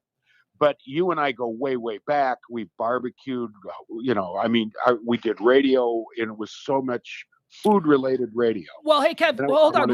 Let me stop you there for a second. You can ask me that question, but I need you to verify something, because over the past 20 years, competitive food eating has become a way to actually make money. And I always tell people, I used to be the champion of competitive food eating. E's son is a big fan of the competitive food industry, competitive food eating world. And I told him that I once ate 20 Egg McMuffins, 4 hash browns, a 6-pack of warm Sam Adams, and a 32-ounce Diet Coke in 90 minutes. And nobody believes me. We had that bet. I wanted long before. Well, you can't say long before Nathan's Hot Dogs. That's ridiculous. That started like hundreds of years ago. Well, but before it was popular, before anybody knew who Joey Chestnut was, or these competitive I had you. You would do anything, and for some reason, you had a big appetite, and you would challenge other people to that amount. It was 28 Egg McMuffins, hash browns, and warm Sam Adams. Yeah, because they were the sponsor. A lot of people tried it and threw up and whatnot, but you actually did it. You did a lot of great things. The rule was 90 minutes, and that's not all I ate. I mean, there'd been a number. We did White Castles. You once made me eat like a 10-pound steak. Yeah, but I also didn't. If you could do these eating challenges, I think I gave people money, a lot of money. Yeah, other people. Yeah, other people, not me. No, you set the bar, and then the others could win the cash. Right. And I will say, nobody ever defeated me. I remember we had a big, giant offensive lineman from the University of Wisconsin come in. He was like 350 pounds, and I smoked him. And I got to be honest with you now, Kev, I was never good at it. It's not something that but I set my mind to it because I knew that the only way I got on the air is if I did these things. So I just gritted it out. And you did a great job. And that was when we were in the Hancock building in Chicago, and we had a brand new studios, the Loop Studios. And there was a woman that came in to try to attempt to break your food record. And then she ended up throwing up all over our new studios. And it smelled like puke for weeks. And I mean, it was just rancid. And I got so yelled at for that. A number of people puked, most of them in the bathroom, but just about everybody who I competed against puked. I never puked. I held it down. That was part of the rule. It was 90 minutes. You had to complete the meal in 90 minutes. And then I believe it was like an hour. You couldn't vomit for an hour. So you had to hold it down an hour after that. Good times. Good times. Do you remember one more? Let me bring up one more that I think about the things that you did to me and that we did, that I did happily, that I engaged in happily, do you remember when there was I think it was for concert tickets. I don't know, Van Halen at Soldier Field or something. I know. It was for Pearl Jam. No. That's the other one. That's not this one. Okay. This is one that I can't believe we did. I can't believe we got away with doing. You and Danny Bonaducci had a bet, and you pitted me against Haji, right? So it was big, and you made us both swallow dimes. We swallowed dimes, and then the first one to poop the dime out won. Really? Who won? I don't know. I don't remember. Wow. I remember thinking, okay, so part 2 of this bit is that I've got to sift through my poop to try and find a dime. That's excellent radio, and I can't believe I'm not in the Radio Hall of Fame. Well, it's coming. You know that. It's coming. But I also had you. We had Taste of Chicago, which was, it was an all 2-week festival, music, thousands of people, and they had porta-johns, and I got these big metal medallions, and I dropped them into a really full porta-john, and I said, if you went and reached down and you got one of these medallions, you won Pearl Jam tickets. Right. And you were there covering it, and people were literally coming in, and their shirts would just be soaked with crap. Guys in suits were pulling over and running up and rolling up their shirt sleeves just to stick their hand. See Pearl Jam. But you have a really easy gag flex, and you were dry heaving on the air. That's what was the best, was you dry heaving. Yeah, because everybody who did it was then standing within like a foot of me with shit all over their arms. And it smelled, and you were dry heaving and talking about it on the air. That was beautiful. Those were the days. We can't do that anymore. We can't. Sure you can. Yeah. Yeah. The closest thing I ever did to that here in Texas was we took 2 interns and we put them in a van, and like a metal like van, like just a garbage empty van that would normally be filled with like, construction lumber or something. And it was like 120 degrees, and we wanted to see how long our interns could sit in the van with no air conditioning. Oh, that's good. And one of them was chain smoking the whole time inside the van. Wow. Well, if you remember, it was that morning zoo that made these people drink water. Yeah. And somebody died, and that kind of wrecked that. So yeah. Well, yeah. I mean, right, whatever. Maybe we evolved. Maybe we're more decent people. I don't know. Hey, you do it. I did all that stuff willingly. Yeah, do the water bit again. Have somebody come in and repeat that. Yeah, somebody could beat the record. So somebody died. Okay, move on. People die all the time, right, Jim? Right. Is that move on. By the way, Jim, how old are you now? You've always had this ambiguous age thing. You seemed like you were 60 when you were probably 35. No, I'm 43. No, you're not. You're not younger than me, Jim. I'm 43. Right. Okay. Is that what we're going with, Kev? He's married to that number? I guess he is. Jim's really changing a lot. He's dyeing his hair now, and I'm dating. You're dating Jim? Who you date? Who's now? She's only been here for like 8 days. She's an Afghan woman that came over. And I was at the airport, and I said, "You need a place?" And she didn't know. She said, "She's here. She's cleaning my house. She's excellent." All right. What's her name? I don't know. You don't know? I don't know. I just clap my hands and get anything I want. All right. Well, that's good, because I know you had a long-standing on-again, off-again relationship with Wang, and a lot of women. Yeah, Wang. That's what do you mean? A lot of women, Jim? I don't know. I've had a lot of women. I've had a lot of women. I still do. Jim, we were talking the other day about this, about the temptation of being a host and having interns and female interns, and because I was watching the Monica Lewinsky thing, the impeachment miniseries that's on FX. How disappointing that was! What a disappointment that was. Is it over? Because I'm only 2 episodes in. No, that could have been so great. Do you remember when we had Monica Lewinsky call into our show back? Well, we got to tell everybody, we had a woman that I could do Clinton, and I had this woman, and she was Monica, and she was hysterical. And that was some great radio. Do you remember who she was? I don't remember, but she was great, because every time I do Clinton and I'd say, "Hi, Monica, how are you?" and she'd start breathing heavy, and he would talk more. She was great. Yeah. And she had an orgasm on the air, and that was excellent. I can't remember who she is. I don't remember exactly who she was, but I remember the night we found her. You dispatched the late great Doc, former producer on the show. You dispatched me and Doc and Hyena Boy, and I think it was Hyena Boy. I'm not sure. It was me. It was definitely me and Doc. You sent us down to the Second City, the bar across the street from the Second City, and you told us to start just chatting up the Second City performers and see if any of them want to come on. And that was the night that Doc and I spent the entire evening drinking and laughing with a young Tina Fey and Amy Poehler. Okay, but they didn't want to do the Lewinsky. Right? No, they wanted to do stuff, and I don't remember if either of them ever did. But no, the girl that we cast for Monica was actually someone who ended up calling in. It wasn't somebody from the Second City. Yeah. In fact, I've got audio of that I could send you, so you could play it tomorrow if you'd like, just so you could do a follow-up if you'd like. We're going to do I'll probably at some point when the impeachment series ends probably do something, but I think there's a number of episodes left. Yeah, but it's just so disappointing. They could have really done it factually, and it would have been great.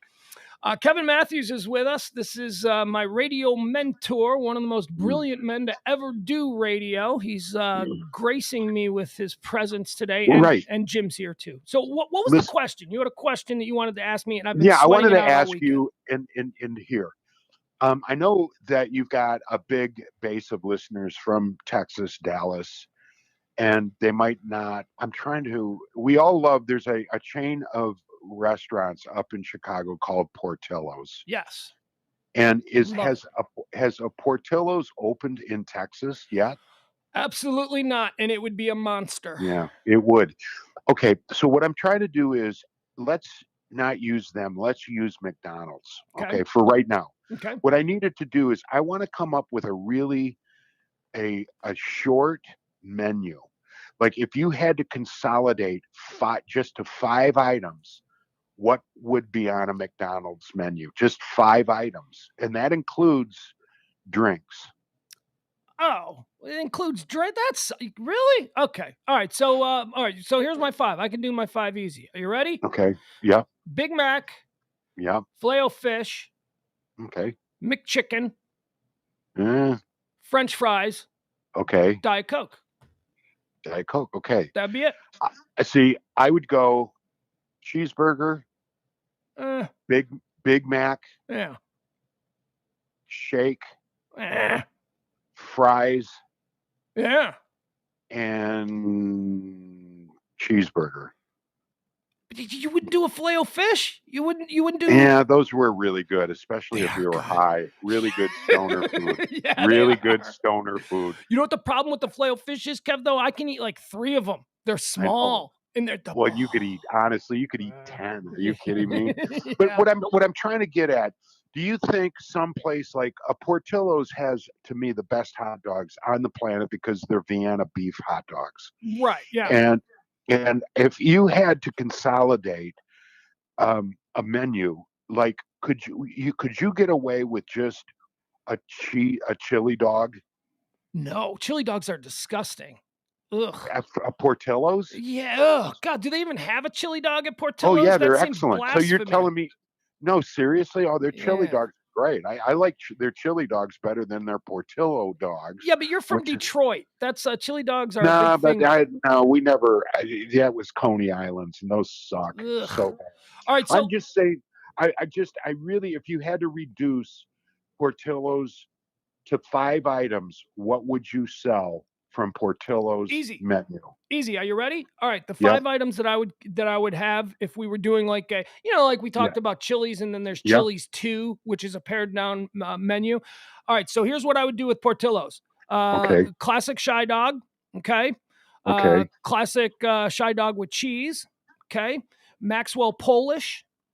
I would do the double cheeseburger at Portillo's, which is incredible, and nobody gets it because they never think of that. And then I would do the chocolate cake milkshake. Now, you might realize that I didn't mention the Italian beef, and that's just because I don't think that travels outside of the Chicago region.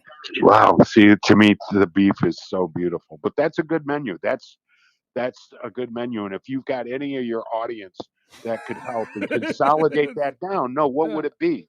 Because I agree with the Chicago beef. I wouldn't go to Portillo's to get sausage and beef.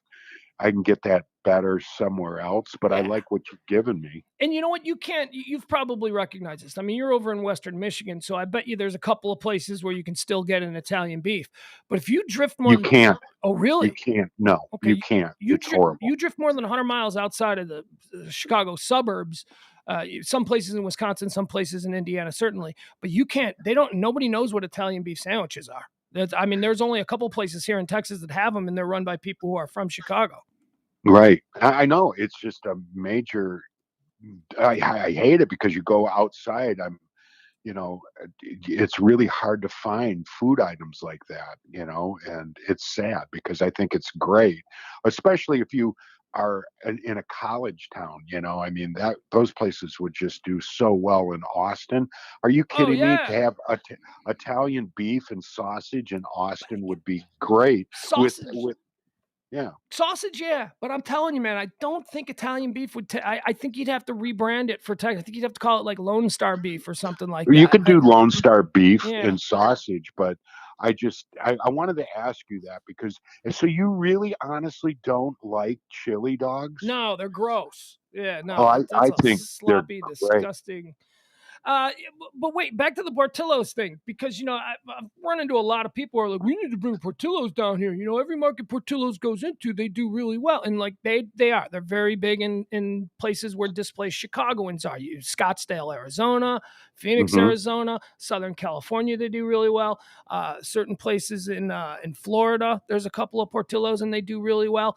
And it's don't you know Dick Portillo? Don't you? It seems like it seems like a guy that you would My be son went with. to school with his daughter, and he's just a guy that started years ago with one little selling it. It was hooked up to his car. It was like it was a cart. Dog. Yeah, well, it was. It looked like a dog house, and he just everything on his menu is just absolutely incredible. All right.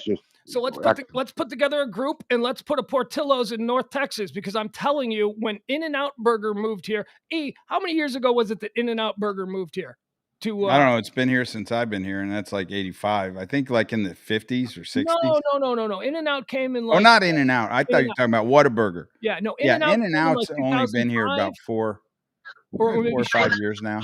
Yeah, Kevin, when In-N-Out Burger moved to North Texas about, I want to say maybe 10 years ago or so, they had to hire police to direct traffic around it. It was so insane. And I'm telling you, there are enough people here who have heard the legends of Portillo's that you could do that exact same thing. I think I agree. I mean, look at Chick-fil-A. When a town finally gets it, it just never slows down. Now, In-N-Out, do you think Portillo's double hamburger is better than In-N-Out? The Portillo's double cheeseburger, which nobody gets because everybody goes to Portillo's for the sausages and the beef. The Portillo's double cheeseburger is the best fast food double cheeseburger I've ever had. Well, there you go. Ever had. Not even close. And maybe it's because it's in the chocolate cake shake. I mean, that is excellent. Yeah. Oh my God. They got a milkshake that they make right in front of you, and they take a big piece of a whole cake, and they cut out a giant piece of chocolate cake, and then they just right into the milkshake, and it is. And the secret to Portillo's chocolate cake is that they use mayonnaise. That's right. That's why their cake is like considered the greatest chocolate cake, because they use so mayonnaise. Moist. Yeah. So. Well, I wanted to ask you that, so I'm just putting together a shortened menu, an express menu. Well, I thought it was going to be something. See, I think Taco Bell has done that exactly. There's only one taste, and they've named it 15 different things. That is true. I that's so true. Like if you go to Taco Bell, what tastes any different? It's all the same. But I get the same thing every time I go to a Taco Bell, like the beef bean burrito supreme and the bean burritos. That's all I get, because everything else, and even that is, the quality is kind of slipped on that. Well, I'm not talking about quality. I'm just saying the taste of Taco Bell, it doesn't matter what the menu item, it all tastes the same. True. It does. It's the same seasonings. Oh, sure. It is. And it's just heavy seasonings. Now, Kevin, I wanted to have you on because you're doing something interesting that I thought people might be interested in. Why don't you tell me, what is this? You were there all day today working on this new project that you have. Tell people what it is. Elevator a Go-Go.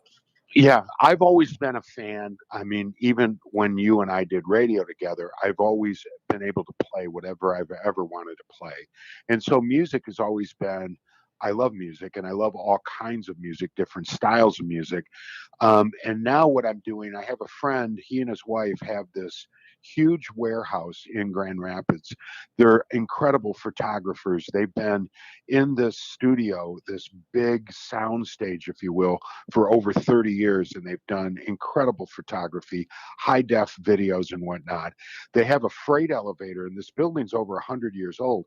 And I said to Bob, we ought to get musicians to come and we can have them in the elevator, because I'm a big fan of like Tiny Desk or the Pace Studios or a Jam in the Van. And we have, when musicians come by, we can capture them live, doing live performances. And so for over a year, we've had what's called Elevator a Go-Go. And we have musicians come in when they're on the road touring, and they come in and do a song, and then we promote them socially on Elevator a Go-Go. But for up and coming artists, we also shoot them on a high def video and still photography, and then they can walk away with like a package of a video and still photography that's worth about $18,000 that they can take and use that as marketing and whatnot. So we're really helping musicians who are right on the verge of breaking big. This helps them. And we've looked at acts all over the United States. I've always been, I love Austin, and we've had getting acts from Austin to Louisiana, Chicago. Yeah, you've got some name bands that have played, but don't they play inside the giant freight elevator? Yes, Isn't that inside. And the doors open up, and it's a giant warehouse freight elevator with a band jamming. That's it looks very cool. And it's very, very. I really love it. We got a friend. He's become a friend, and he's so talented. About a year ago, this singer-songwriter in Texas called The Last Knife Fighter. He came up and we shot him in here.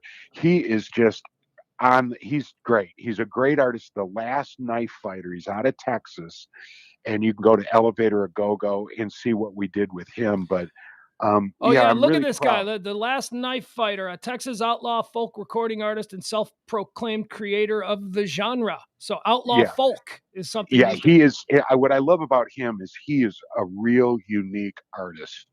I look at people out of Texas like, Kinky Friedman, old friend of Jerry. yours. First time I ever heard of Kinky Friedman was when I met him with you when he came on to hang out. And I've always loved Austin and Willie, what he did. He left Nashville, and he and Waylon and Jerry Jeff Walker, all these just iconic people in Texas. And it's just Texas is. I don't have to tell you, Texas is just.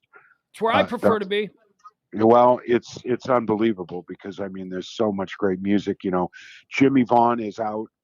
He's Stevie Vaughn's brother, and Jimmy's the opening act to Eric Clapton, and he's out on the road now. And there's just so many great musicians that came out of Texas, Junior Brown, and just so many. So that's what I've been doing, and I'm really proud of that. So Elevator a Go-Go. If any band's listening to me, any artist, singer, songwriter, you got original music, please let us know. Go to elevatораgogo.com and send a link, because we'd love to really help you out.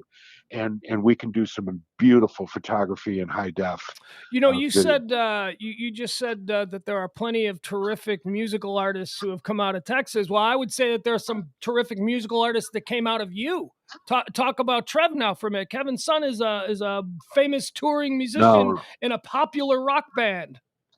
Yeah, he's been on tour with Dawes, and he and Dawes have been doing a lot of stuff with. Every time I see them on TV, whether it's the Tonight Show or something, I'm always like, "Oh my!" First of all, your son is 7 foot tall. When did he get to be? He got tall, Yes, but he's also what I love about Trev and Dawes and what they've been doing. They've also been with Phil Lesh of the Grateful Dead, the bass player, and they had some incredible shows. They've got some more coming to New York, and it's just music's always been a love of my life, and I'm very. I'm proud of Trev. He's done that all on his own. He doesn't need me at all. Did you get to see him with ELO when they played with ELO?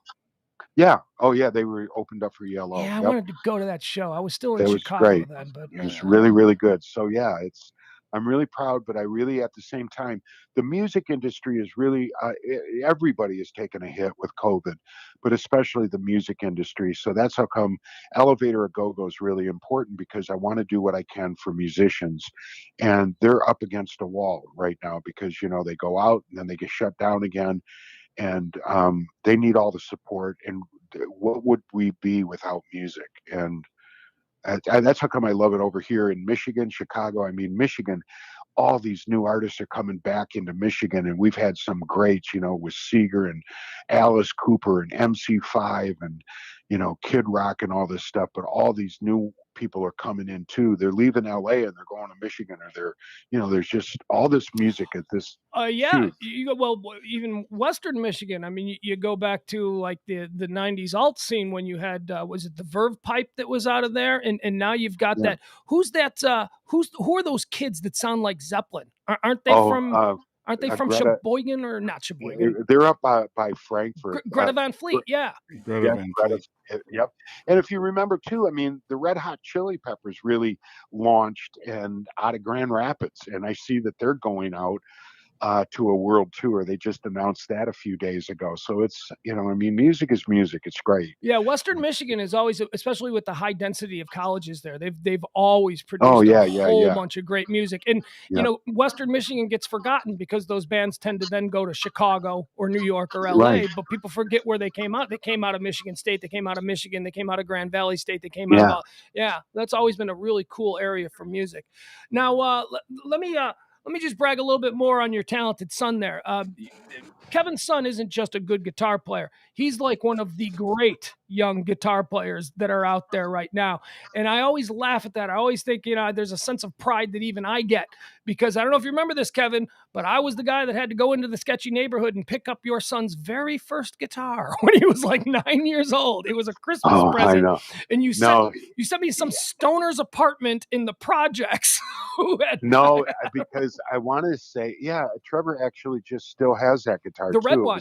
The little red one. And I saw it, that, Fernandez, I think, is the make of the guitar, and it's got a little amp in it. And I was backstage with Dweezil Zappa, and I'm watching Dweezil, and he's playing this little guitar. It looks like a little electric ukulele, but it's not. It's a guitar, and you're able to just, warm up. And it had a little amp in it. I said, "Hey, Pugs, I want to get my son one of these for Christmas." And unfortunately, it was for sale, but it was in not the safest neighborhood, and I had to go get it. He still has that, by the way. It was one of those. I'll never forget. I knocked on the door, and the dude buzzes me in, and then it was like I was buying drugs. You know when the guy who's got the drugs goes into the next room to go put the package together, and you have to sit on a couch with a bunch of people that you will never see again. Because I for some reason I couldn't. I guess I could have gotten that in a guitar store, but I asked on the air, "Hey, does anybody sell these Fernandez?" And this guy calls, "Yeah, I got a red one here," and so I had to go get it. So every time I see Trevor, and I'm amazed by his playing, whether it's the music that he does for TV shows, the guitar scores that he does that are so beautiful. I always pat myself on the back and say, if not for me, he may never have played the guitar. Yeah, you never know. Yeah, you're right. So. All right. Well, Kev, anything else? Because we're out of time here on the show. It's been a real pleasure. Jim. Oh, Jim, tonight, Monday Night Football. Monday Night Football. There you go. Remember why I'm on here? Yeah. Well, it's hard to forget. So anyways, Prescott, they better do something with his ankle because he's making his big comeback. Yeah. But Dallas right now favored 3.5. Mm-hmm. I'd take Dallas, the points. I'd take 3.5. And the under, I think I'd go the under too. The under right now is 51. I think it's 50. Yeah. So I'd take the under and I'd take the points. I think Dallas is going to beat Philly. All right. There he is, Jim. So you take the points. No, you'd give the points. Give the points. That's what I mean. I've been up. It's been early. Don't even start. I'll get on a plane and slap the shit out of you. You will. All right, Jim. It's nice to see that you found love in your later life, even though you claim to be 43. Eat me. Stay pussified. Right, yeah. Okay, Jim. Okay. Yeah. I don't need you in my life. Puss. It's been 20 years. I don't need you in my life anymore. 2021, the year of a pussy. Eat shit, Jim. That's it. Eat shit and die, you dick. Yeah, I'm not afraid of you anymore, Jim. I'm not afraid of you. Should be. Wait till I release the photos. Yeah, I got some photos too there, monkey boy. Yeah, and change your shirt, okay? You look like a fat logger. Well, that's kind of the look I'm going for. All right, Kevin, just get Jim out of the room. I don't really want to deal with him anymore. Jim, you remember he left me in Galena? When he just Jim Shorts took a job in mornings in Galena, and there he goes. That's it. Apparently Jim hung up the show. So that's a story for another time. All right, thank you, folks. That was someone who means a great deal to me, and I appreciate that he was even willing to come on and spend a little time with us here. So thank you so much. An elevator a go-go it's a very serious thing. They're really into this whole music thing, and it's very cool. If you want to check out some awesome, especially if you like outlaw music, because that's always been sort of Kevin's vibe, the outlaw music scene. All right, anything else? No, we'll see everybody after the Cowboy game tonight. See if there's anything. Let's just quickly see if anything big has happened here. FBI went to Brian Laundrie's house today, gathered some more material that they were looking for his DNA. I find that a little odd, almost like maybe they've recovered some things, and now the things that they've recovered, they're trying to see if that's his DNA.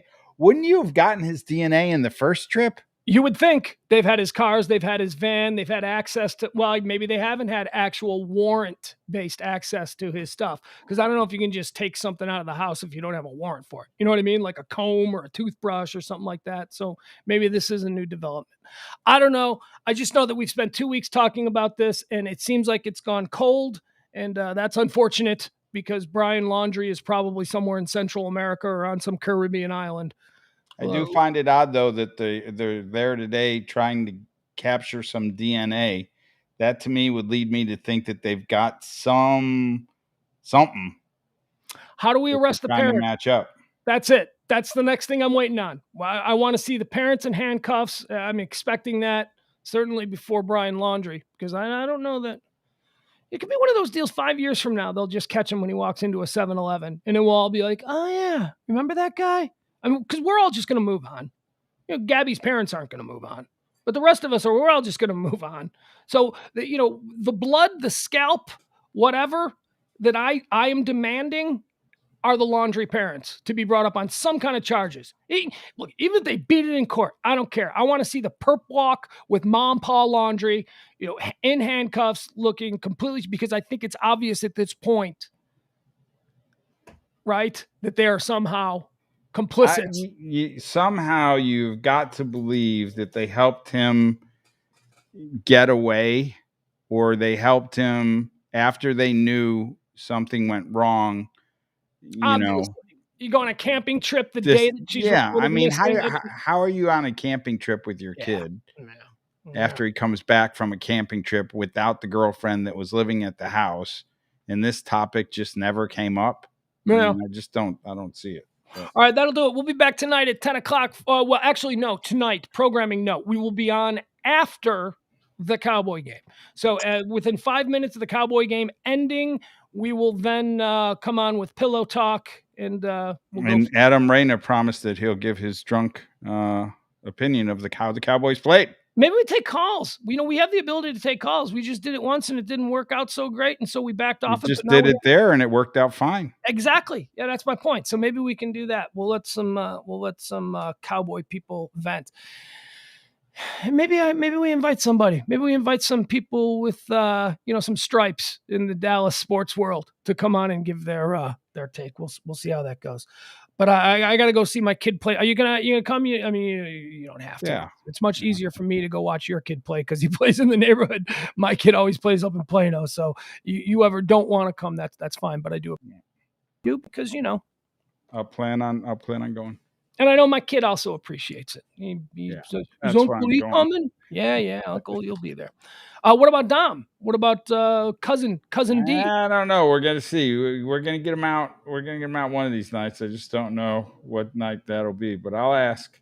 Okay. Yeah, it's Monday. We probably got to plan ahead. Just to make sure that you get this schoolwork done right after school or whatever between football practice. All right, thanks, folks. We'll be back tonight after the Cowboy game. That's probably around 10:30, right? 10:20, somewhere like that. I think that's what Monday night football think so. Ends. Yeah. All right, thanks, folks. For I am Pugs Moran. This has been Pugs and Company on the Radio Misfits podcast and now live streaming network.